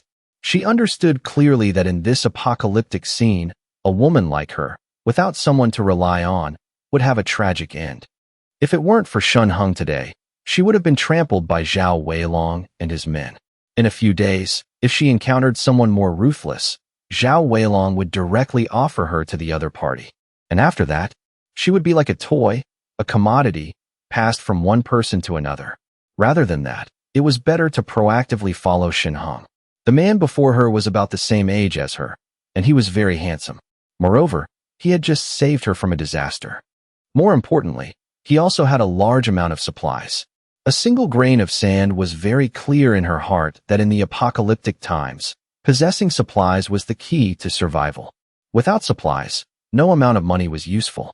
As a top streamer, the amount of money in her bank account had long reached tens of millions. But without supplies, having so much money was no different from a dry number. When she was going upstairs just now, she had thought it through very carefully. Although she didn't know what Shun Hung needed the money for, in the apocalyptic times, supplies were life. Possessing supplies meant possessing power, absolutely. Even if the officials announced that the Ice Age would only last for a short time and that social order would be restored very quickly in the future. She could still earn money, but that would have to wait until she survived until then. 2 days without eating or drinking, those cold and hungry days, she really didn't want to experience them again. Every single second was torture. Therefore, When Shun Hung teased her just now, she didn't say a word of blame, but with eyes full of affection, she nodded in agreement. All in all, the man before her was the best choice for her. She summoned her courage and proactively gave him a kiss. She really is a smart woman. However, Shun Hung discovered that this female streamer seemed very innocent. She was quite good at pretending. Shun Hung laughed silently in his heart, preparing to make his next move. But just at this moment, his mobile phone suddenly rang. The actions of the two people stopped. At first, Shun Hung didn't want to answer the phone. This was a single grain of sand, a top streamer on Douyin with tens of millions of fans. However, the phone kept ringing. Shun Hung suddenly remembered that Huao was at home alone. When he went out in a hurry just now, he forgot to leave the walkie-talkie for Huao, thinking that he would be back soon. Shun Hung got off a single grain of sand and took out his mobile phone. It was a voice message from young Master Wong, who had ordered 500,000 worth of supplies. He was urging him to deliver the goods. Towards this big customer, Shun Hung didn't dare to be disrespectful. He hurriedly answered the phone. The vending machine needed to be upgraded, and in the early stages, he really needed this valuable customer. Hello, young Master Wong. Brother, have the supplies started to be delivered yet? On the phone, young Master Wong's voice asked politely. I'm in the underground tunnel, trading with the high-end households in front. After all, there are a lot of people here. As soon as this transaction is over, I will personally bring it to you. Shun Hung gently patted a single grain of sand. A single grain of sand's face was flushed, and she said nothing, her eyes looking at Shun Hung as if they were about to melt. Brother, do you have anything else on your side? Young Master Wong spoke up. If you have any good things to sell, I want them all. Don't worry, money is not a problem. Oh, Shun Hung was a little surprised. This young Master Wong had already bought 500,000 worth of goods. Why did he still want more? You're right, Shun Hung hesitated. Warmth-keeping items. As long as they are good, I'll buy them all. Young Master Wong was quite anxious, but he seemed to be afraid of revealing something, so he hurriedly coughed and said, It's too cold in the room. If you have anything else, just say it. As long as it's good, it's not a problem on my side. All right, I know. I'll be right over. Shun Hung nodded and hung up the phone. This young master named Wang Jia, could it be that he knows something? He bought 500,000 worth of supplies before. That was because he had money and didn't care. But now, why did he suddenly change his tone and want more supplies? In any case, Wang Jia wanting to purchase a large amount of supplies was a good thing. His vending machine could continue to be upgraded quickly, and soon he would be able to unlock the superpower fruit. What's wrong? A single grain of sand, with a blushing face, poked her head out from under the blanket and asked in a small voice. She had already prepared herself mentally. No matter what kind of person Shun Hung was, if he found out that she was still a virgin, he would surely not abandon her, right? After Shun Hung's phone rang, she also secretly glanced at it. She thought it was Shun Hung's wife calling, but unexpectedly, the screen displayed the name Wang Jia. Towards this national husband, a single grain of sand also had some understanding. Young Master Wong was a second-generation rich kid, and he was also very famous on social media. Many streamers proactively approached him, and young Master Wong never refused anyone who came. There was a saying that went, young Master Wong is like iron, streamers are like flowing water. In recent years, there has been no shortage of female streamers by young Master Wong's side.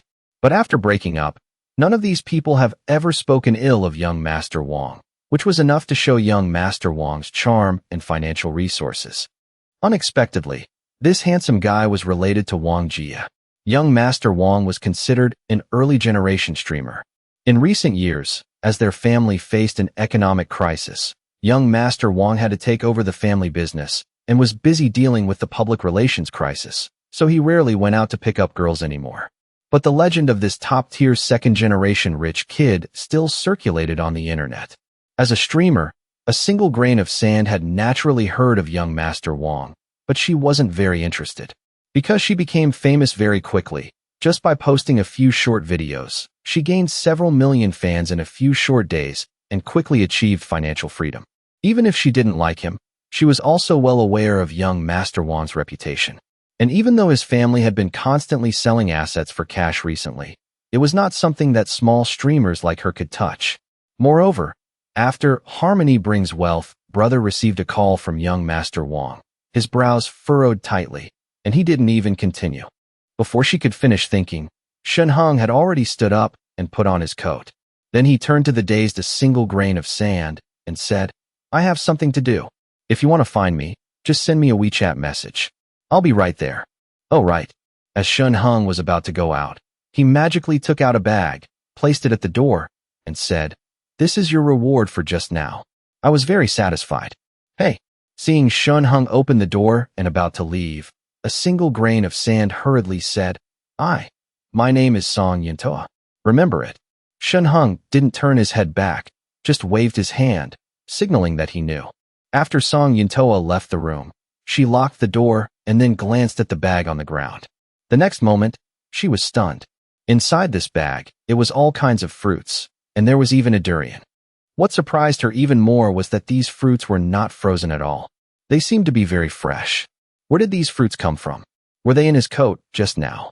Noticing that the fruits in her hand were starting to freeze, Song Yintoa hurriedly picked up the bag and stuffed the fruits into the blanket.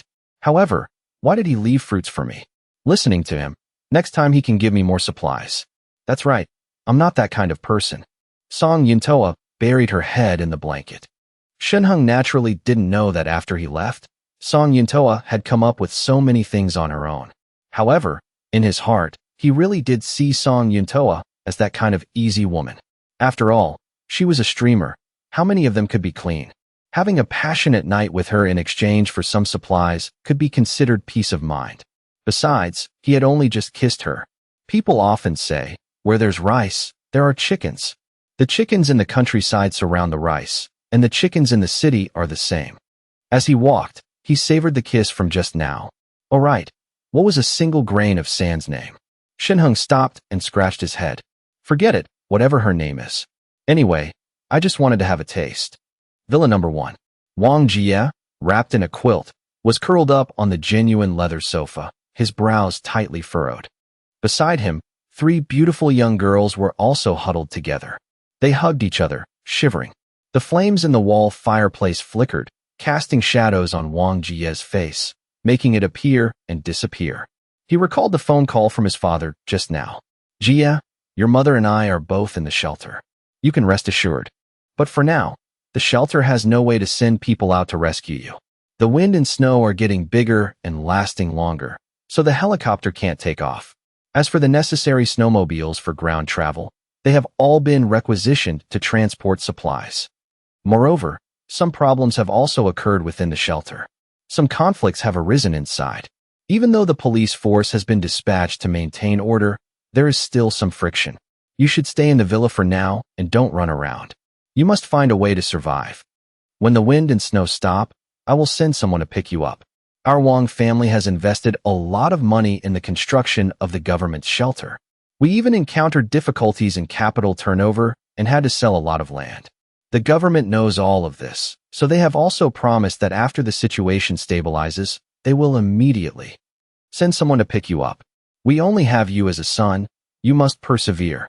After hearing his father's words, Wang Jie hurriedly said, "Dad, I will take good care of myself. Just now, someone in the Taoyuan community was selling supplies. I spent 50 million to buy them." After hearing Wang Jie's account, old Wang narrowed his eyes and asked, "Is he also selling to other households?" "Yes, many people are asking to buy. He has already gone to the high-rise area in front to trade. After all, there is still an underground passage between the high-rise area and the semi-detached villas. I'm in the villa area, so he will personally deliver it to my door later," Wang Jie explained. Old Wang was silent for a moment before speaking. "Ask him how many supplies he has. Try to buy them all. Dad will transfer more money to you." "What's wrong, Dad?" Seeing his father transfer another 100 million to him, Wang Jie was a little startled. This snowstorm will last for a very long time.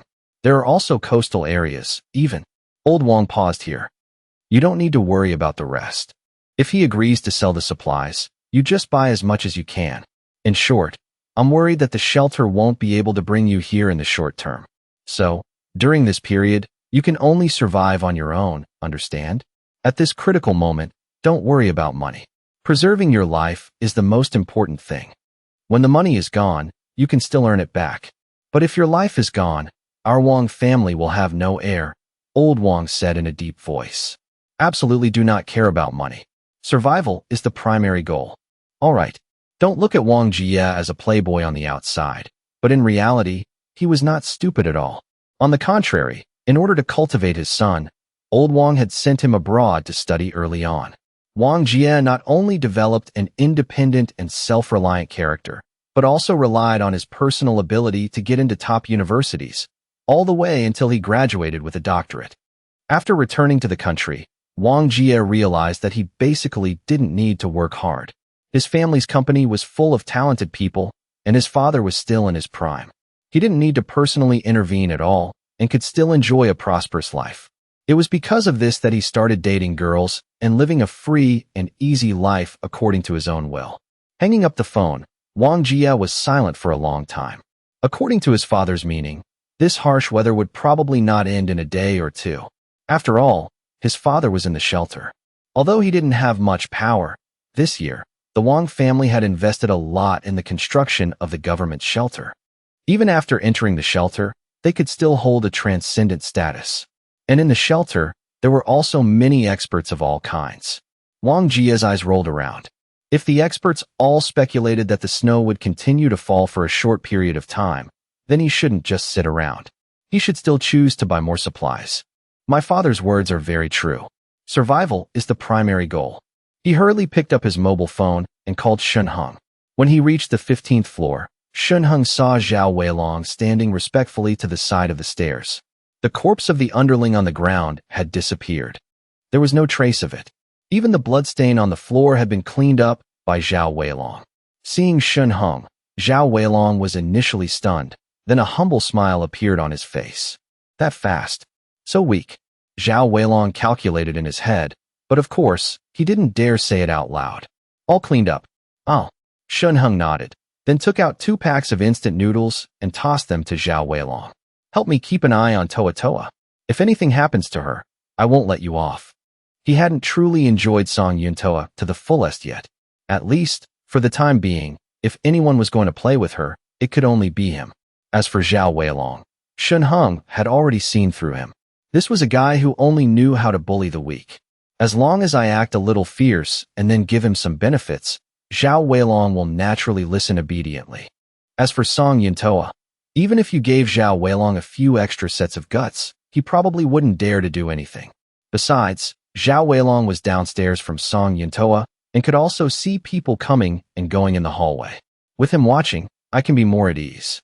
As expected, Zhao Weilong nodded repeatedly, smiling as he said, "Big brother, don't worry. Rest assured, I will definitely protect sister-in-law well." Although he felt Shun Heng was a quick finisher, it was clear the other party hadn't had enough fun yet. He was truly scared out of his wits and had completely given up any ideas about Song Yuntoa. This big brother before him was someone who actually dared to kill.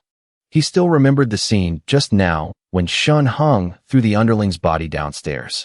The underling's eyes were wide open, a look of dying with a grievance, which made Zhao Weilong's heart tremble with fear. Behave, and there will be good things for you later. Shun Heng nodded in satisfaction, then stuffed 2 more smoked ham hocks into Zhao Weilong's hands before turning to go downstairs. The moment Shun Heng turned around, Zhao Weilong's eyes widened. He saw the butt of a pistol sticking out from Shun Heng's collar. Am I seeing things? Is that a gun? He connected this to the previous discussions in the homeowners group about hearing gunshots in the conjoined villa area behind them. Zhao Weilong's face turned even paler. This big boss, Harmony brings wealth, came from the conjoined villa area over there. Could it be that the gunshots from before were fired by this big boss? He swallowed hard. Looking at the instant noodles and smoked ham hocks in his hand, he had already made up his mind. This big boss was not someone a small fry like him could afford to provoke. I should just focus on standing guard for the big boss. Big brother, rest assured. I will definitely protect sister-in-law well, unless I'm dead. He composed himself and hurriedly shouted his assurance to Shun Heng, who was walking down the stairs. Shun Heng waved his hand without turning back and left. 2 packs of instant noodles and 2 smoked ham hocks were only worth a few bucks. A few bucks in exchange for an underling wasn't too expensive. Besides, Zhao Weilong was a thug. People like him had quick minds, And as for their ability to get things done, what more could one expect? He had already calculated it carefully before.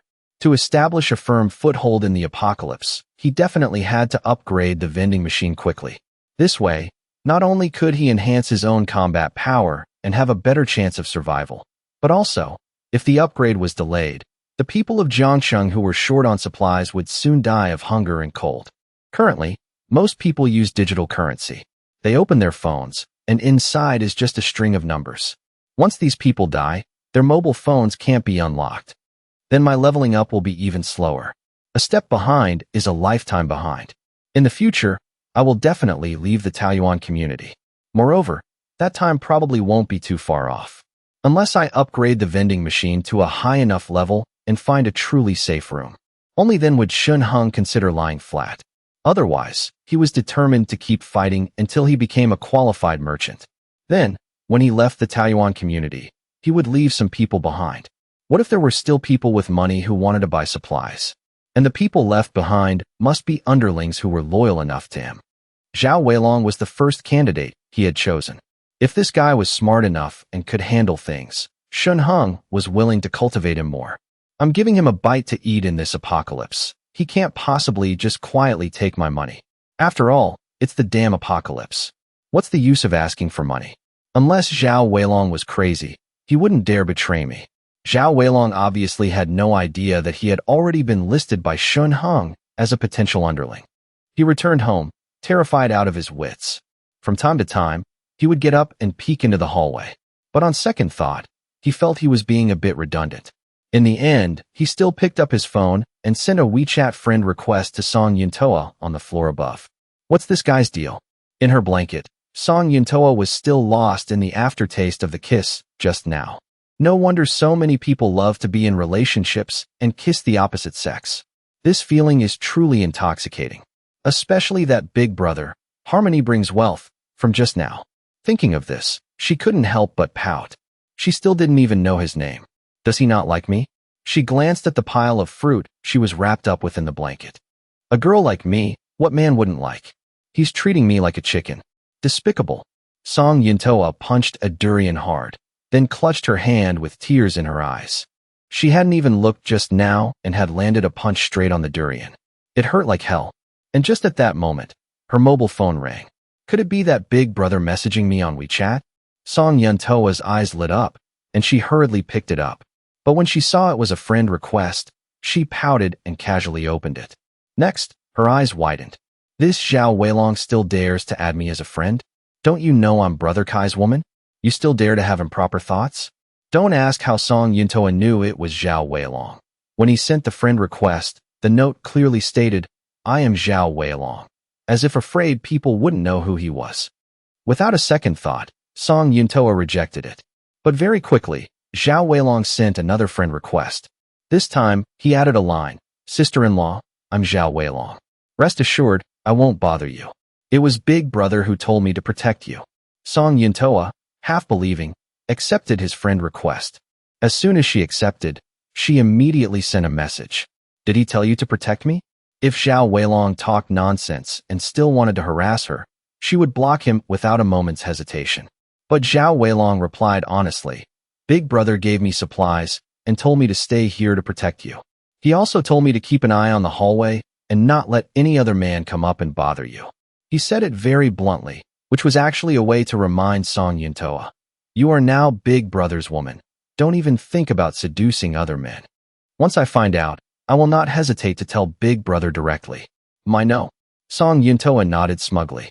It seems I'm still very important in Brother Kai's eyes. He even specifically told Zhao Weilong to secretly protect me. The reason he didn't stay with me just now must be because he had something important to do. Come to think of it, that was young Master Wong who called. For men, career comes first. Shin Hung had already gone downstairs and entered the common hallway. Seeing a few bicycles still left in the hallway, Shun Hung directly pushed one away. He rode it home. When he returned to the door of his basement, Shun Hung knocked. There were cameras all around. The moment Shun Hung appeared in the camera's view, Huao Miao saw him. She pulled the door open and jumped into Shun Hung's arms. Darling. Shun Hung smiled. I have some things to do. I have to go out again. You're going out again? Huao Miao pouted. her face full of disappointment. Don't worry, I'll be back soon. Even faster this time. Shenheng smiled and pinched her nose. After being led by Shenheng, Huao had found pleasure in lovemaking. Although her skills were still clumsy, she enjoyed it very much. Every time, she was tormented by him to the point of constantly begging for mercy. Having not been intimate for a whole day, Shenheng also felt a little restless at this moment, especially when Huao threw herself into his arms. Shenheng really wanted to take care of it right on the spot, but now was not the time for that. The big money bags, young Master Wong, was eagerly waiting for him. Moreover, he was his first regular customer. I have to provide him with the appropriate emotional value. Young Master Wong had said not to worry about money, so Shenheng returned to the supply room and looked around. Huao had sorted and organized all the supplies neatly, arranging them in an orderly fashion.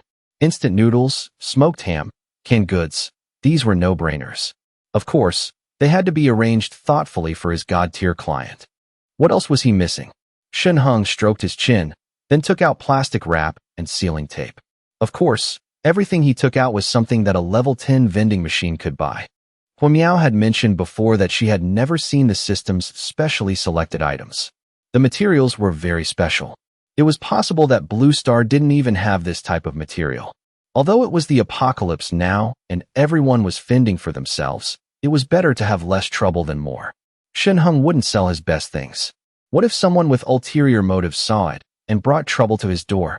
He packed up some seafood, green vegetables, and fruits, and also took some warming materials. Only then did Shenheng return to the courtyard. He called up the vending machine and found an item called Upgraded Snow Sled, version I. It required a level 5 vending machine to purchase. Moreover, in the product description, there was a specially written line, stable, silent, and swift.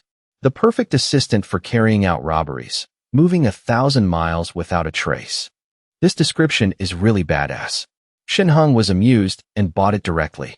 This sled cost a whopping 280,000 yuan. What a ripoff. Shenheng then thought of the windbreaker that required a level 8 vending machine, which cost 500,000. He was suddenly a bit curious and bought it as well. Just now, he had made transactions with nearly 100 people, with a total transaction value of 800,000. Among them, Little Grain of Sand alone contributed 300,000. Compared to the entire community, nearly 100 people was actually quite few. But this was also normal. After all, the apocalypse had just begun. Many people had food reserves at home, and some wanted to observe further. Shenheng also knew the psychology of most people. They simply felt that he was selling things too expensively. They still thought this was all a fleeting dream, that order would soon be restored. It's just a big snowstorm. What's there to worry about, really? Because of this, by the 5th or 6th day, when everyone was starving and panicking, they would then discard laws and moral boundaries one by one, fighting over each other's supplies. You want to be hungry? Then go ahead and be hungry. Shenheng sneered coldly. Tomorrow, my things won't be at this price anymore. However, a few 100,000 was nothing. It also helped increase the vending machine's experience. Nothing to hesitate about, just buy it. Shenheng bought one. Holding it in his hand, he then realized that the windbreaker was incredibly thin, just like a sun protection shirt. Can this thing keep me warm? Shenheng was doubtful. If I wear this out, I'm afraid I'll turn into an ice sculpture the moment I step out the door.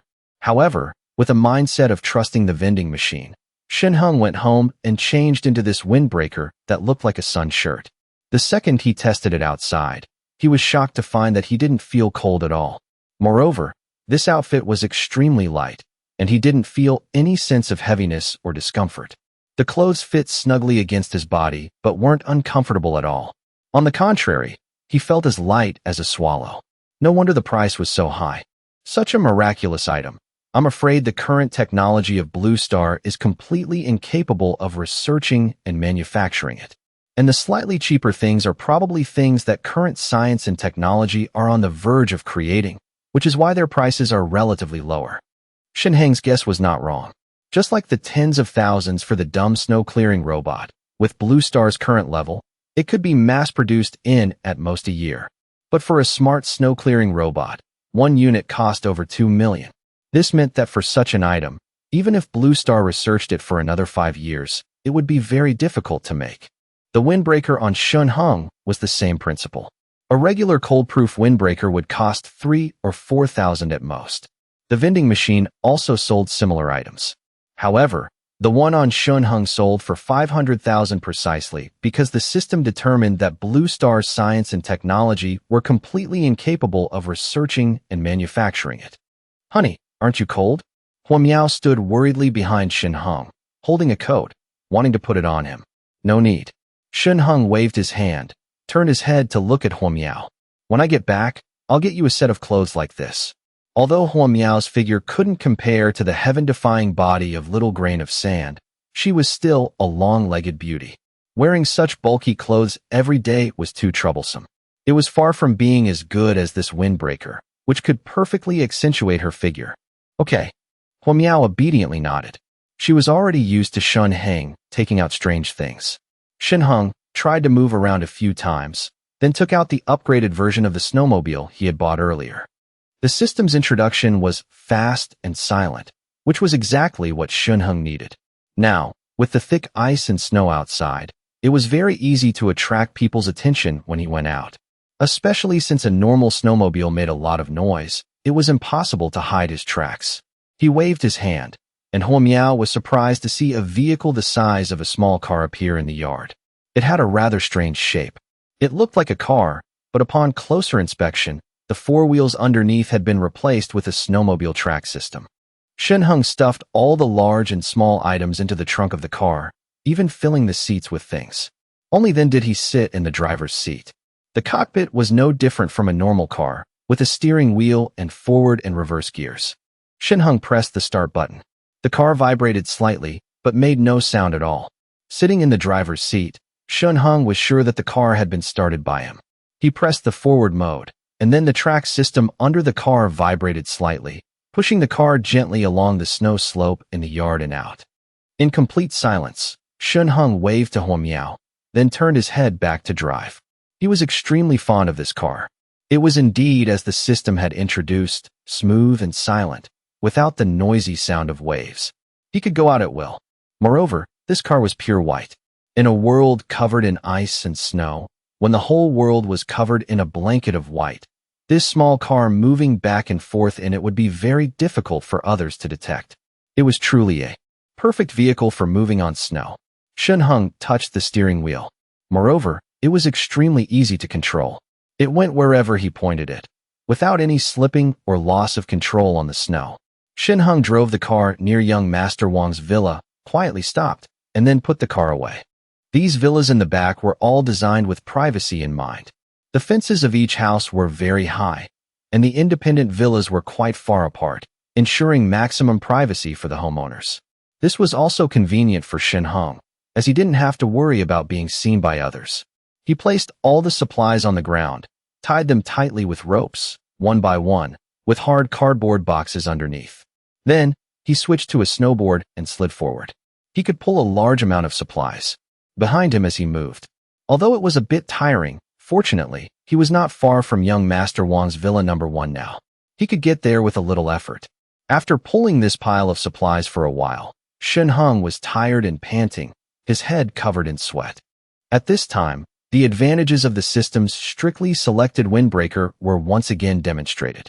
Although he was sweating profusely, the sweat could be quickly dried and wicked away. This shirt also has wicking capabilities. It can wick away sweat and still not feel cold. It's truly a divine artifact for walking on snow. Shun Hang's eyes lit up. With the upgraded silent and fast snowmobile, plus the windbreaker he was wearing, he could directly transform into a mole, going wherever he wanted. He pulled a pile of supplies to the outside of young Master Wong's villa, then sent a message to young Master Wong. Young Master Wong, the supplies have been delivered. Immediately after, the second-floor window of young Master Wong's villa opened, revealing a head wrapped in a quilt. Brother, over here. Wang Jia waved. Shun Hang panted, pulling all the things over. Seeing the series of large and small sacks tied to the rope behind Shun Hang, Wang Jia's eyes lit up. Wow, so many supplies. Young Master Wong, these are all the best items for survival in the apocalypse. Shun Hang opened the first sack. These are all kinds of canned goods, easy to store. There are also instant noodles, smoked ham, and beef. He then pulled open the second sack. In here are mineral water, a portable gas stove, and an oil heater. He chattered on, then pulled open the third sack. These are some warmth-keeping materials, and also super glue.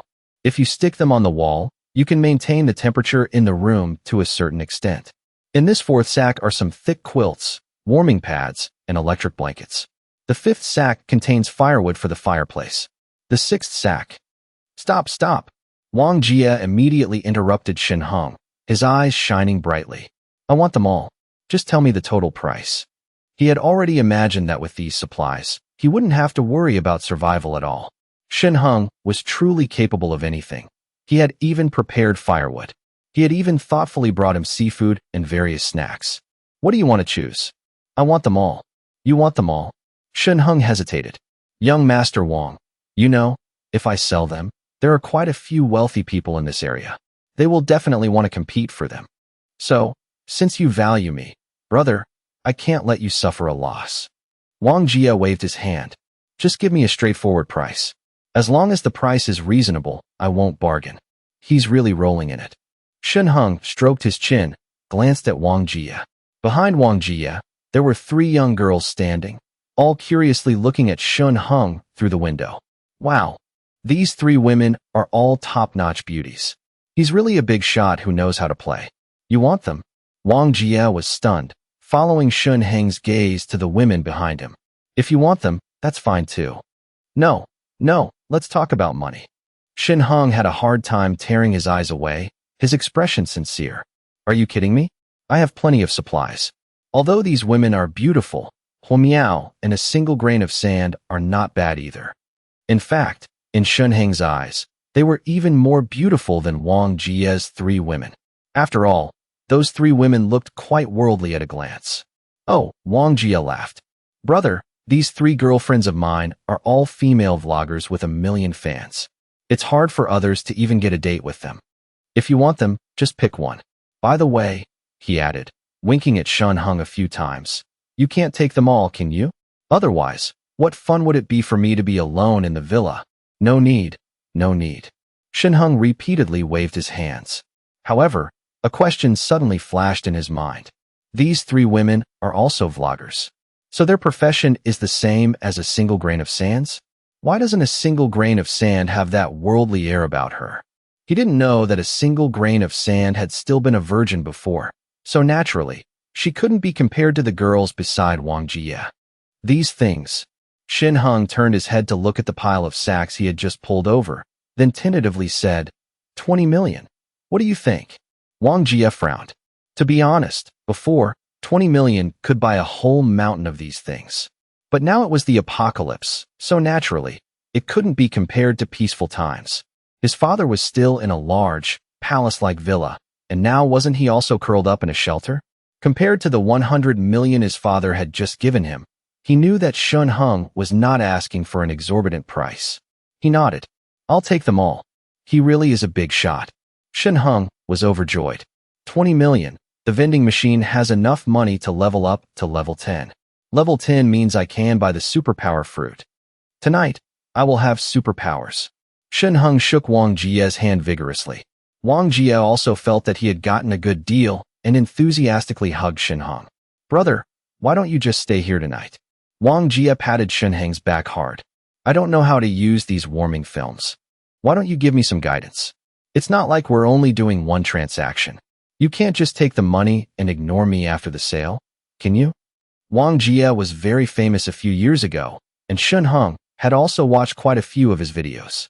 He knew that he was a straightforward person who said whatever was on his mind. At this moment, he didn't refuse and nodded. Shen Hong squeezed through the window into the villa. Wang Jia once again enthusiastically hugged him. If it weren't for the 3 young and beautiful girls in his house, Shen Hong would have even suspected that this guy was into men. He didn't know that Mr. Wong had already contacted Wang Jia and informed him of the severity of this disaster. The government had calculated that this disaster would cause at least 98% of the global population to die. Humanity would be almost completely wiped out. The major shelters were almost the last hope of humanity. As for how many people could survive in a city of 10 million, no one dared to be confident. Moreover, the The government's snowmobiles had been sent to plunder supplies. Some supermarkets and large warehouses had been occupied by government personnel with weapons, who filled the snowmobiles and transported them one by one to the shelters. Only after all these supplies were transported would they have time to pick up Wang Jie. Although Wang Jie was unhappy, he still had to accept the conclusion. To pick him up, only one snowmobile was needed, yet they were unwilling. In other words, in the eyes of the people in the shelter, Wang Jie's life was only worth a small vehicle of supplies. Regarding this point, even Mr. Wong was helpless. But now, Shen Heng had brought so many goods and only took 20 million from Wang Jie. Look, this brother only took 20 million from me and gave me so many supplies. And you guys, you wouldn't even pick me up with an extra vehicle of supplies. Wang Jie was extremely moved and said seriously, "From now on, you are my brother." He then turned his head, looked at the three beautiful women in the room, and said again, "Brothers are like limbs, women are like clothes. Whichever set of clothes the limbs want to wear, they can just wear that set." Shen Heng didn't rush to call the women over to play cards right away. Instead, he first guided them to apply thermal film to all the walls in the room. Then he took out thick glass panes from a large bag behind him and used super glue to firmly stick them onto the windows. Although these glass panes were not as good as the system-selected ones at Shen Heng's house, they were still strong enough to withstand a considerable amount of cold wind. After finishing these things, Shen Heng added more wood to Wang Jie's wall fireplace, then tidied up the various supplies with the women in the living room, arranging them neatly. Only then did he have time to send a message to Huao, telling her that he would be back a little late tonight. "Yes, honey. Then be careful. I'll be good at home." Huao's message came back very quickly. Shen Heng shook his head. For some reason, he felt like he was cheating on his wife. The 5 oil heaters were also all placed in the living room and turned on. Very quickly, the room became warm. Wang Jie had already thrown the quilt he was wearing to one side. At this moment, he was eagerly cooking instant noodles on a mini gas stove. The other 3 women were also cooking various foods on the stove. Shen Heng had brought a total of 7 mini gas stoves, and there were as many as 30 spare gas canisters, enough for Wang Jie to use for a long time. "Brother, how did you prepare so many supplies?" In the warm space, the aroma of food wafted through the air. Wang Jie, his face flushed, asked while slurping his delicious instant noodles. "I'm a fan of doomsday survival." Shen Heng had already prepared an explanation and replied with a faint smile, "I have some spare money at home, and I don't have any other hobbies, so I stored a lot of supplies in my warehouse. Especially on that day of heavy rain, I felt that the weather was very strange, so I braved the rain to go to the supermarket and bought several 100,000 more things. I didn't expect that the apocalypse really came." "You're still the man." Wang Jie gave Shen Heng a thumbs up. "Unlike me, who only knows how to eat and play all day. What's the big deal? It was just a blind cat stumbling upon a dead mouse." Shen Heng shook his head and said with a bitter smile, "Actually, I don't necessarily need the money. After all, with such heavy snow, even the authorities haven't come to the rescue. They've also announced that the Ice Age has arrived. I'm afraid that in the future, society won't be able to return to its former state." Wang Jie was stunned, narrowed his eyes, and said nothing. "The reason I want money from you is just to comfort myself psychologically. I also want my deceased parents to see that their son actually has a talent for business. Just by getting a few items from the prince, I've already earned 20 million, Shen Heng added intentionally. He had actually noticed that Wang Jie had been a little dazed just now. Thinking about it, it made sense. Young Master Wong had a prominent family background, a strong career, and was also from the capital. How could he not have entered the shelter? Even if his father had sold off a lot of assets, a skinny camel is still bigger than a horse. The Wong family's assets far surpassed some of the wealthy families in Jiangxing. The top local tycoons of Jiangxing could still enter the shelter, so why couldn't Wang Jie? Could it be that the shelter currently doesn't have time to pick up young Master Wong? "It's only 20 million, Wang Jie said with a laugh. "Brother, if I can be successfully picked up in the future, in short, at that time, I'll give you all the rest of my money." Seeing the sad look in Shen Heng's eyes, young Master Wong was also quite sympathetic. Don't look at him living a dissolute life all day, but he had never done anything bad. Once, When he participated in a TV show, he even seriously said that his father had sent him abroad to study in the past precisely so that he could one day repay the motherland when he returned. Therefore, although he was a philanderer who liked to play around, Shen Heng, despite being a bit subjective, still had a very good impression of him. Wang Jie coughed twice and then lowered his head to eat his noodles.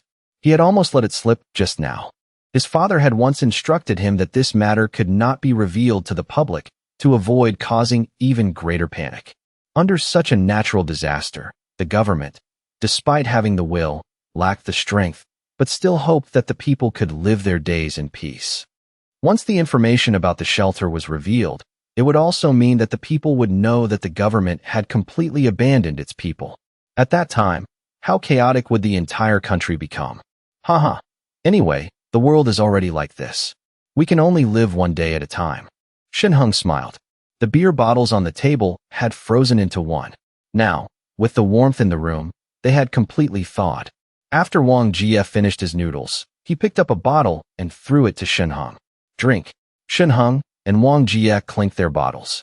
The two of them drank more than half in one go. The other three women also came over at this time, each sitting on one side of Wang Jie and Shen Heng. The remaining one sat between the two of them. Brother Wang, I want a drink too. The girl in the middle rubbed against Wang Jie's arm and said coquettishly. Help yourselves. Wang Jie waved his hand, then pointed at Shen Heng and said, This is my brother. Oh right, brother, what's your name? Shen Heng replied. This is my good brother. You can just call him Brother Shen. Tonight, you must pamper him well. Whatever he wants to do, you just cooperate and do it, Wang Jie said. The red-haired woman hugging Shen Heng deliberately asked, Brother Wang, so if Brother Shen wants to, we should cooperate too? Of course, Wang Jie nodded. You should treat him like you treat me.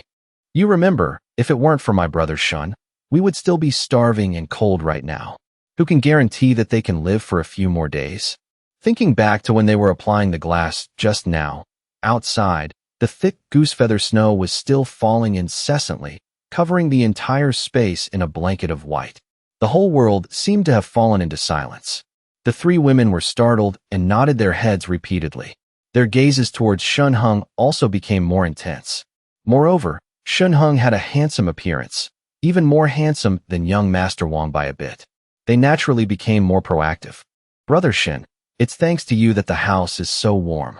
I'm all hot, the red-haired woman said softly. Young Master Wang's taste is indeed very good. These three women all had exquisite looks, especially this red-haired girl, who had a lovely appearance and even proactively pulled Shen Heng's hand. Old brother, don't be polite. Wang Jie laughed heartily, turned his head to hug a woman, and kissed her passionately. The red-haired woman and another girl with long, straight black hair also moved closer to Shen Heng. The three women fell asleep exhausted, while Wang Jie lay on the sofa smoking. Shen Heng groggily greeted Wang Jie, then crawled out of the window. Wang Jie didn't keep him, only telling Shen Heng that whenever he wanted to have fun, he could come over anytime. Shen Heng nodded.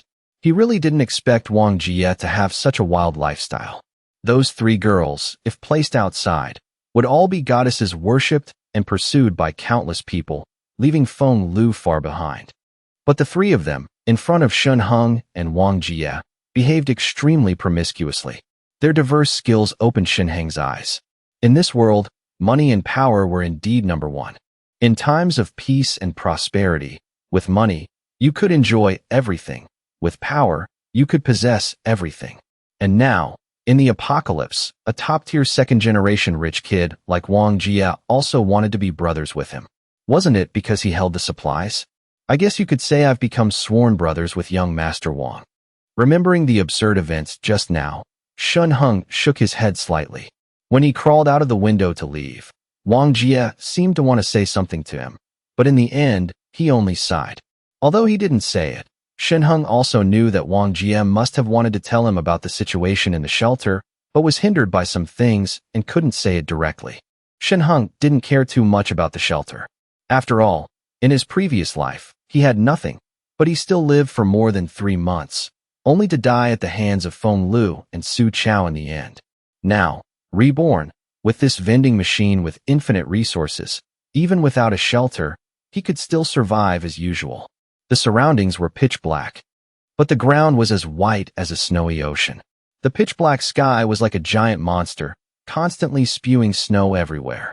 Shunhung walked to a dark corner and quietly took out his vehicle, returning to his villa without making any sound. Huao was already asleep on the second floor. Shunhung went down to the basement, his eyes shining brightly. He had 20 million in his card. Now was the time to upgrade the vending machine. Tonight, I will possess superpowers. The vending machine was currently at level 7. To upgrade from 8 to 9 required 2.56 million, while the total cost from level 1 to level 8 was only 2.54 million. In other words, to reach level 9, he would have to spend a total of 5.1 million. From level 9 to 10, it was nearly 5.12 million. To reach level 10, a total of 10.22 million would have to be spent. This was a sum that Shunhung had felt desperate just thinking about before. After that, each level up required an amount equal to the total cost of all the previous levels combined. Don't look at Wong Jia having spent 20 million, but in reality, that amount was just barely enough for the vending machine to reach level 11. From level 11 to 12 would require a cost of 20.48 million. The amount needed would become more and more, like a spreading oil stain, becoming a huge, astronomical number. Even now, Shunhung was sitting on the ground in the room, and for a short while, he didn't know what to buy. Could it be that this vending machine wants me to save the world? A strange thought suddenly popped into Shunhung's head. But then, he shook his head and sneered. Save the world? Even the officials haven't done it. On what basis should I do it? Besides, this vending machine also demands money. After thinking for a bit, Shunhung still decided to buy some more supplies. By the way, according to Huao's measurements, he bought a female-style windbreaker. One set of clothes was 50,000. The experience bar, which was originally halfway through, instantly increased by another section. In addition, he bought a lot of food. Very quickly, the vending machine had reached level 9. At 9, he could buy automatic guns and landmines. Shunhung's eyes lit up, and he hurriedly went on a crazy shopping spree.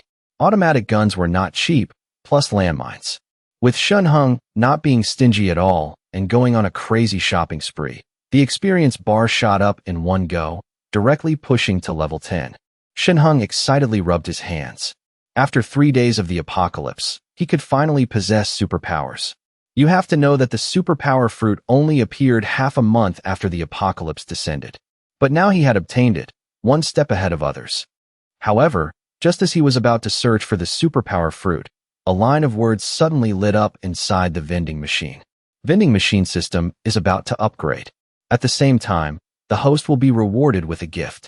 Please open the vending machine to receive it after the upgrade process is complete. Before Shunhung could react, he was pushed out of the consciousness space. What's going on? What's going on? Shunhung looked bewildered. He wanted to try to return to the consciousness space, but then he found that he couldn't get in no matter what. When he tried to enter the consciousness space again, it was all a pitch-black screen, with only a row of numbers in the middle emitting light. 23 hours 59 minutes and 59 seconds. 23 hours 59 minutes and 58 seconds. 23 hours 59 minutes and 57 seconds. The numbers were slowly counting down. This meant that it would take nearly 24 hours for the vending machine system to complete its upgrade. Shunhung touched his head. The current time was already 2 in the middle of the night.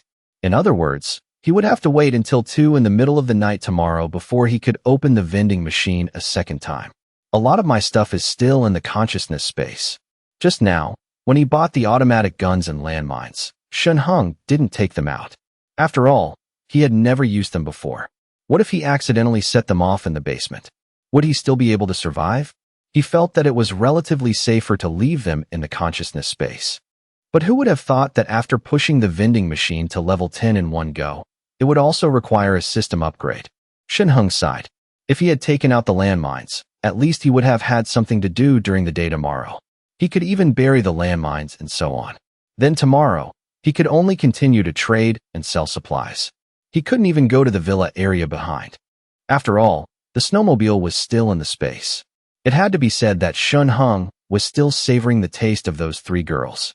He got up and returned to the bedroom, lying down beside Huao. You're back.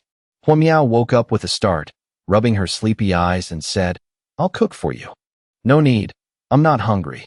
Shen Heng pulled Huo Miao into his arms. "You drank alcohol?" Huo Miao smelled the scent of alcohol. Huo Miao felt a feeling of not knowing whether to laugh or cry. The world outside was covered in ice and snow, yet Shen Heng was drinking. Where was he drinking? Shen Heng was a little tired at the moment, plus he had drunk alcohol and played a few rounds of cards. He hugged Huo Miao and fell into a deep sleep.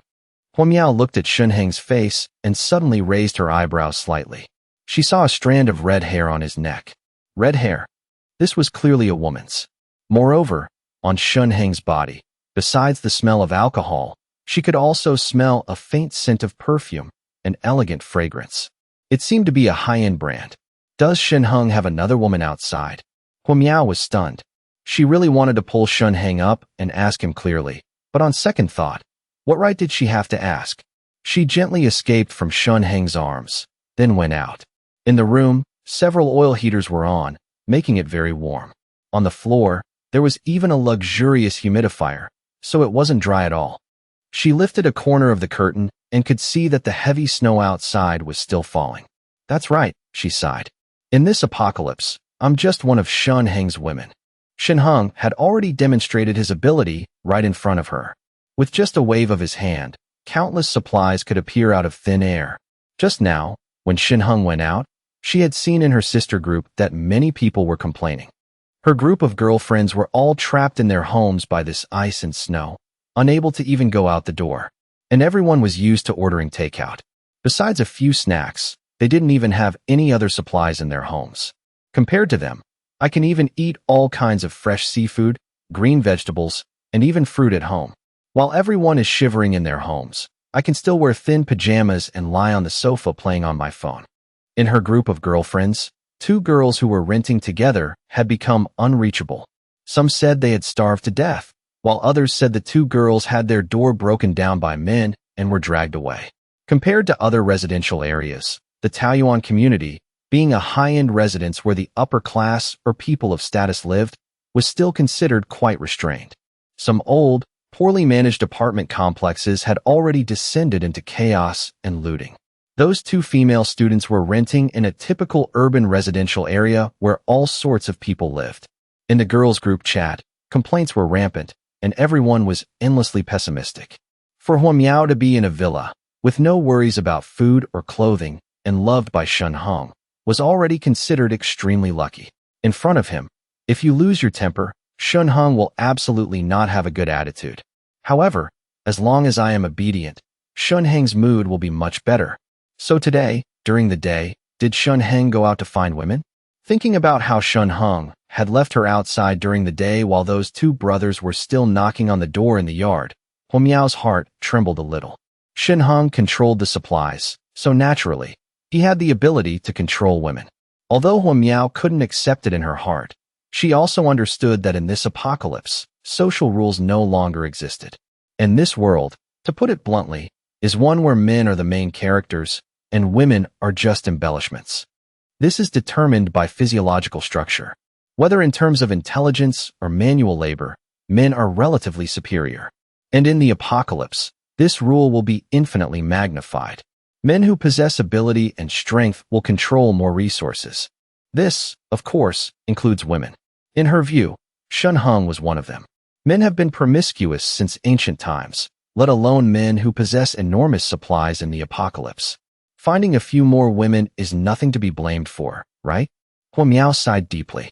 This scoundrel, I've already given my heart to you, determined to be with you. Why do you still want to find other women? Am I not outstanding enough? Huo Miao was a smart person and knew the principle that damning is not as good as diverting. The strand of hair on Shen Heng's neck had already made her feel a sense of danger. If one day, Shen Heng's new flame outside leads to his favor, will I lose his protection? To put it more seriously, will I be kicked out? It's very possible. A sense of crisis instantly rose in Huo Miao's heart. She frowned and pondered what to do. Right.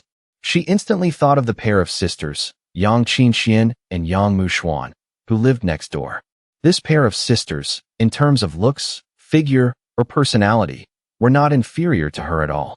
Moreover, there was the added bonus effect of them being sisters. This was an even greater weapon to speed things up. If this pair of sisters could move in and serve Shin Hung with me, then he probably wouldn't have much time to deal with other women. Miao knew her ball-playing skills were still too novice. She needed external support. After all, I was the first woman to follow Shin Hung. If I take the initiative to bring them into the villa, they will naturally stand on the same front as me in the future. It's decided then. A light flashed in Miao's eyes.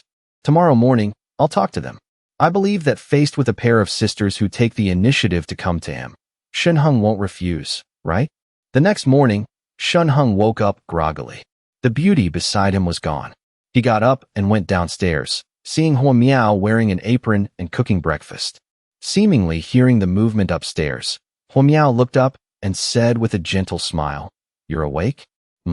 Shin Hung nodded, slightly startled, and hurried back to the bedroom to get dressed.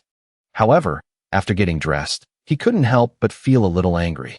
He muttered, "What am I feeling guilty about? Even if I cheated on the side, no, even if I openly eat out, what do I have to worry about with her?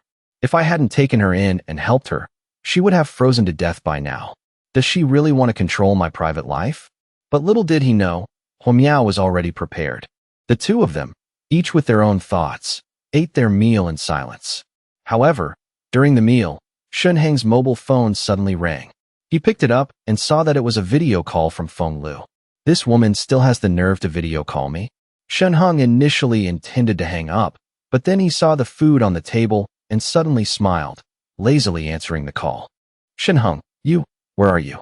Apparently, Feng Lu didn't expect Shin Hung to answer so quickly. She hurriedly forced a smile and asked. But as soon as she asked this question, Feng Lu couldn't help but widen her eyes. "Where is Shin Hung?" "I'm at home, shivering from the cold, having just crawled into my blanket to gnaw on a pack of instant noodles." Yet Shin Hung is only wearing thin pajamas, his face ruddy, and he's even holding a pan-fried bun. Are we living in the same world? Me? I'm at home, of course. Shin Hung shrugged and asked calmly, "What's up?" This isn't our home, is it?" Feng Lu asked dryly. From the angle of the video call, the decoration of Shin Heng's room didn't look like their old home at all. "Wait, he has another house?" Feng Lu's voice immediately became sharp. "Where are you? How come I've never heard you say you have another place in Jiangqing? Did you buy a place behind my back? Look at the way you're talking." Shin Hung smiled, stuffing the pan-fried bun into his mouth. "We have nothing to do with each other now, right? Why are you still questioning me in this tone?" The pan-fried bun was fragrant, and there was even sauce dripping out. Shin Hung ate it with relish, savoring the rich flavor of the filling, which made Feng Lu swallow her saliva greedily. She collected herself, stared at Shin Hung, and said, "What do you mean?" "What do I mean?" Shin Hung smiled and shook his head. "I think that's a question I should be asking you. Miss Feng Lu, what do you mean? If there's nothing else, I'm hanging up." Feng Lu quickly spoke up. She was so hungry she couldn't stand it. She couldn't take it anymore. Although she had bought a few packs of instant noodles from Harmony Brings Wealth, it was obvious that this amount of food was not enough. Moreover, she felt that the instant noodles she cooked herself didn't taste as good as the ones Shin Hung made. If Shin Hung were by her side, he would never let her eat this kind of junk food. For a moment, her eyes welled up with tears, and she spoke gently. "Shin Heng, can't you just give in to me a little? I know I was wrong. Where are you? I miss you so much." "Miss me?" Shin Heng almost choked on the bun in his mouth. How could Feng Lu say such nauseating words? He took out his spare phone with his alternate account logged in and checked the security cameras in Su Chao's house.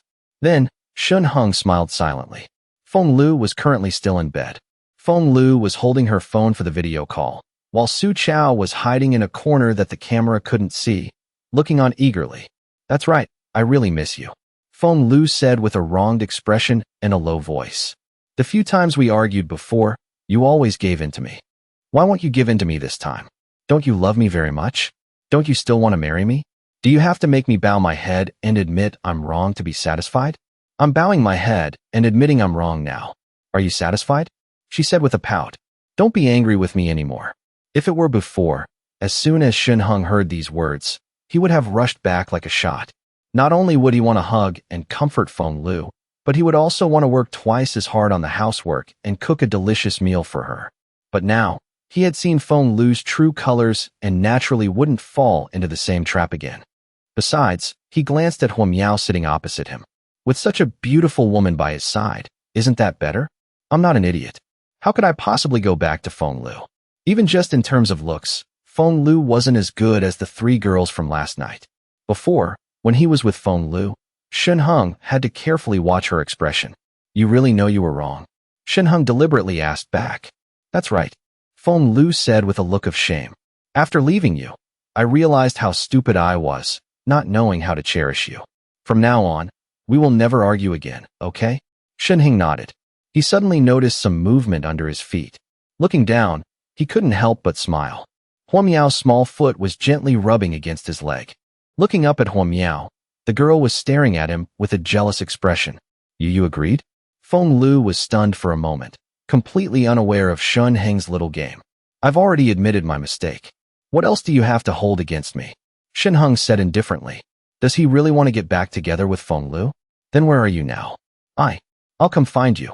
Feng Lu sat up excitedly, but in an instant, she felt a chill and suddenly remembered the situation outside. She could only quickly crawl back into the blanket and say resentfully, the snow outside is so heavy. Where are you? Still in the Taoyuan community? That's right. Shenheng smiled and nodded. Although his consciousness space was currently closed and he couldn't connect to the vending machine, there was only 1 day left until the upgrade time. After the upgrade, he would possess a special ability and wouldn't have to worry at all about Feng Lu revealing his location. Besides, he still had 2 pistols and the divine arm crossbow in his bag. If some idiot really dared to come to his door, it would be easy to deal with, and he could also serve as a warning to the entire community. Still in the Taoyuan community? Feng Lu's eyes widened, and she hurriedly said, You bought another house? When did you buy it? How come I don't know? Seemingly realizing she had misspoken, she put on a wronged expression again. Didn't you give me your royalties every month? When did you secretly save up so much private money? You still don't see me as your girlfriend. It's a distant relative's place. They're abroad and can't come back in this weather. I just happened to have the key. That day, after you yelled at me and it was raining so heavily, I could only come here to stay temporarily. Shenheng waved his hand. A distant relative? How come I've never heard you mention one? Feng Lu muttered for a moment. Beside her, Su Chao impatiently pushed her, signaling her to get to the point. What time is it? Why are you still concerned about this? I'm about to starve to death. He had been watching from the side just now and saw Shenheng eating the pan-fried bun with a mouthful of sauce. Su Chao was so hungry, he almost swallowed his own tongue. It had been snowing for 4 days, yet Shenheng could still eat such delicious food. It was truly unimaginable. In that relative's house, there must be a lot of supplies hidden away. Feng Lu collected herself, glared at Su Chao, and shook her head, signaling him to stay hidden on the side and not to touch her, lest Shenheng see through their act. Su Chao sulked and curled up to the side. What's wrong? Shenheng had already seen the two's little game on his other phone, but still deliberately asked, Is there someone else with you? No. Feng Lu laughed unnaturally. I'm at home. Is that so? Shenheng said with a surprised look. But the decoration behind you looks like Su Chao's house. Oh right. Didn't you say your house was burglarized and your warm clothes and blankets were all stolen? So where did that blanket on you come from? Hearing Shenheng's question, Feng Lu was speechless for a moment. Just then, Su Chao on the side smiled and approached the camera, saying with a dry laugh, Shenheng, your house was burglarized, and without any warm clothes. Feng Lu almost froze to death. It was thanks to me that I brought her back to my place and found some of my warm clothes for her to change into. Hey, we're such good brothers. You wouldn't suspect me and her of doing anything improper, would you? Of course not. You're my good brother. I would suspect anyone before I suspect you. Shenheng deliberately emphasized the words, good brother. That's good. Su Chao breathed a sigh of relief. I told you so. Don't worry. Feng Lu has been at my place these past 2 days, and I've taken good care of her. But you know, I don't have any food stored at my place. Now there's nothing left to eat. I even had to go to that Harmony Brings Wealth supply store in the community to buy a few packs of instant noodles. That store owner is so ruthless. 1 pack of noodles costs 1,000 yuan. When you and Feng Lu reunite, you must remember my kindness. I bought those ridiculously expensive instant noodles for Feng Lu. Of course. Shenheng smiled and nodded. Huao is there too, right? With your girlfriend right there, How could I worry about you and Feng Lu doing anything improper? Huo Miao had long heard the mockery in Shun Heng's voice. It was clear Shun Heng was teasing them, so a smile returned to her face. Last night, Shun Heng didn't play cards with her, and she missed it a little. Huo Miao. Her? She's here, of course. Su Chao, to avoid angering Shun Heng, could only nod along with him. She's in the bathroom right now. These past few days, she's been staying with Feng Lu in the guest room. So you don't have to worry about your good brother digging at the corner of your wall. Hearing Su Chao mention her name in the video, Huo Miao sneered silently. But looking at Shun Heng, her eyes were full of affection. Oh. Shun Heng nodded. Right, where are you now? We're about to starve to death. Also, your place looks very warm, right? We're coming to find you right now. Su Chao quickly changed the subject back. Wait a minute. Shun Heng picked up the bowl of wonton soup on the table, blew on it, ate a few wontons, and then took a few sips of the soup. The slurping sound was clearly transmitted to the other end of the phone. Feng Lu and Su Chao were both envious and salivating. They felt as if their stomachs were being squeezed by someone. Shun Heng, I'm about to starve to death. I'm about to freeze to death. Hurry up and talk. Don't you love your little Lu anymore? Feng Lu looked like she was about to cry. Hearing her coquettish voice, Shun Heng almost spat out all the soup in his mouth. Su Chao, we've been brothers for many years. It's not that I don't want to let you guys come over. I have my own difficulties. Shun Heng picked up a lobster on the table and started eating. This was the leftover lobster from last night. Shun Heng was going to throw it away, but Huo Miao couldn't bear to waste food, so she heated it up in the morning. In fact, there was only this one, and she couldn't bear to eat it herself, so she gave it to Shun Heng. Although Shun Heng wasn't very hungry, this leftover lobster was an excellent prop at this moment. Su Chao and Feng Lu stared at the lobster in Shun Heng's hand. Damn it, there's even lobster? He's eating lobster for breakfast? Oh my god, how extravagant. What difficulties do you have? Su Chao stared at the lobster in Shun Heng's hand, watching him leisurely peel the shell, his throat constantly swallowing saliva. Feng Lu's eyes were fixed on it without blinking. Although she didn't open her mouth, in her eyes, only this lobster remained. Although we are brothers, my girlfriend is staying at your house after arguing with me. It's a bit inappropriate, isn't it? If this gets out, where will I put my face? Shun Heng shook his head and said helplessly, You just said that Huo Miao and Feng Lu are together. It's not that I don't believe you, but you have to at least let Huo Miao talk to me. That way, I'll feel more at ease. As long as you let Huo Miao video call me for a while, I'll believe you. After all, Huo Miao often works overtime. I even suspect she's not at home. If she's not there, then you tell me, a single man and a single woman together, and they've been together for 2 or 3 days. Feng Lu also argued with me. I'm afraid she's retaliating against me and deliberately doing something shady with you. Upon hearing this, Feng Lu glared. Shun Heng, you don't trust me like that? Am I that kind of casual woman? What have I become in your eyes? If you don't want to, it proves that you have a guilty conscience. You tell me, why should I take you guys in? Shun Heng shook his head. It's snowing so heavily outside, and I don't have much food left. He got up and walked to the kitchen, opened the refrigerator door, and then turned the camera towards it. The food in here, if I eat it alone, I can probably last for quite a while. But if you guys come over, there will be a few more mouths to feed every day. What if you betray me, and I still take you in? Wouldn't I be a fool? You? Feng Lu was about to curse again, but was pulled back by Su Chao, who said, You have a point. He raised his head and shouted loudly outside. Huo Miao? Meow meow. After calling a few times, Su Chao laughed awkwardly. Meow meow seems to have a stomachache. Then you wait until she's done with the bathroom, comes out, and then video calls me. Shun Heng directly hung up the video. What's there to talk to them about? Do you still want to rekindle your old love with Feng Lu? Huo Miao's face was flushed, and she glared at Shun Heng with a pout. With me here, are you still not satisfied? Or is it that I can't compare to that slut Feng Lu? She deliberately pulled down her thin nightgown a little. Shun Heng couldn't resist and pulled Huo Miao into his arms. The two fell onto the large sofa. Then, on the other side, Su Chao was about to speak when he was surprised to see Shun Heng hang up the call. He was dumbfounded and stood there in a daze. What do we do now? Feng Lu's face was grim. Shun Heng actually suspects our relationship. Nonsense. If Huo Miao stayed at Shun Heng's house for 3 days, I wouldn't be at ease either. Su Chao could indeed understand Shin Heng's mood. Shin Heng is indeed your simp, that's right. He was also crazy about you, but that night you argued with him, he probably doesn't want to go back anymore. You must now make him recall the happy times you two had.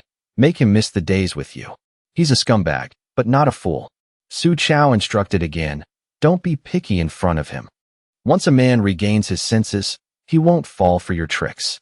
Be a little more delicate and sweet, like you are with me. What man can resist your provocative eyes and seductive charm? You have to make full use of your strengths, understand? I have to seduce him? Feng Lu said with a look of disgust. If you don't want to, then forget it, Su Chao said coldly. I just saw that his refrigerator is full of food. There's even steak, pork knuckles, and chicken feet spare ribs. Hearing those food items, Feng Lu felt her throat constantly producing saliva. For 4 days, she had only eaten 1 pack of instant noodles. She was really about to starve to death. All right, you don't have to say any more. I'll listen to you, Feng Lu said hurriedly. That's more like it. It's still not enough, Su Chao sighed, frowning and said. Shin Heng still wants to see Huao Miao with his own eyes before he gives up. But it's so cold, and Huao Miao knows about our relationship. She definitely won't forgive me. He paused for a moment. Then his eyes suddenly lit up. I've got it. Huao Miao is definitely huddled up in the company right now. As long as I persuade her with emotion and reason, telling her that if she agrees to cooperate with me, I will definitely take her out of there.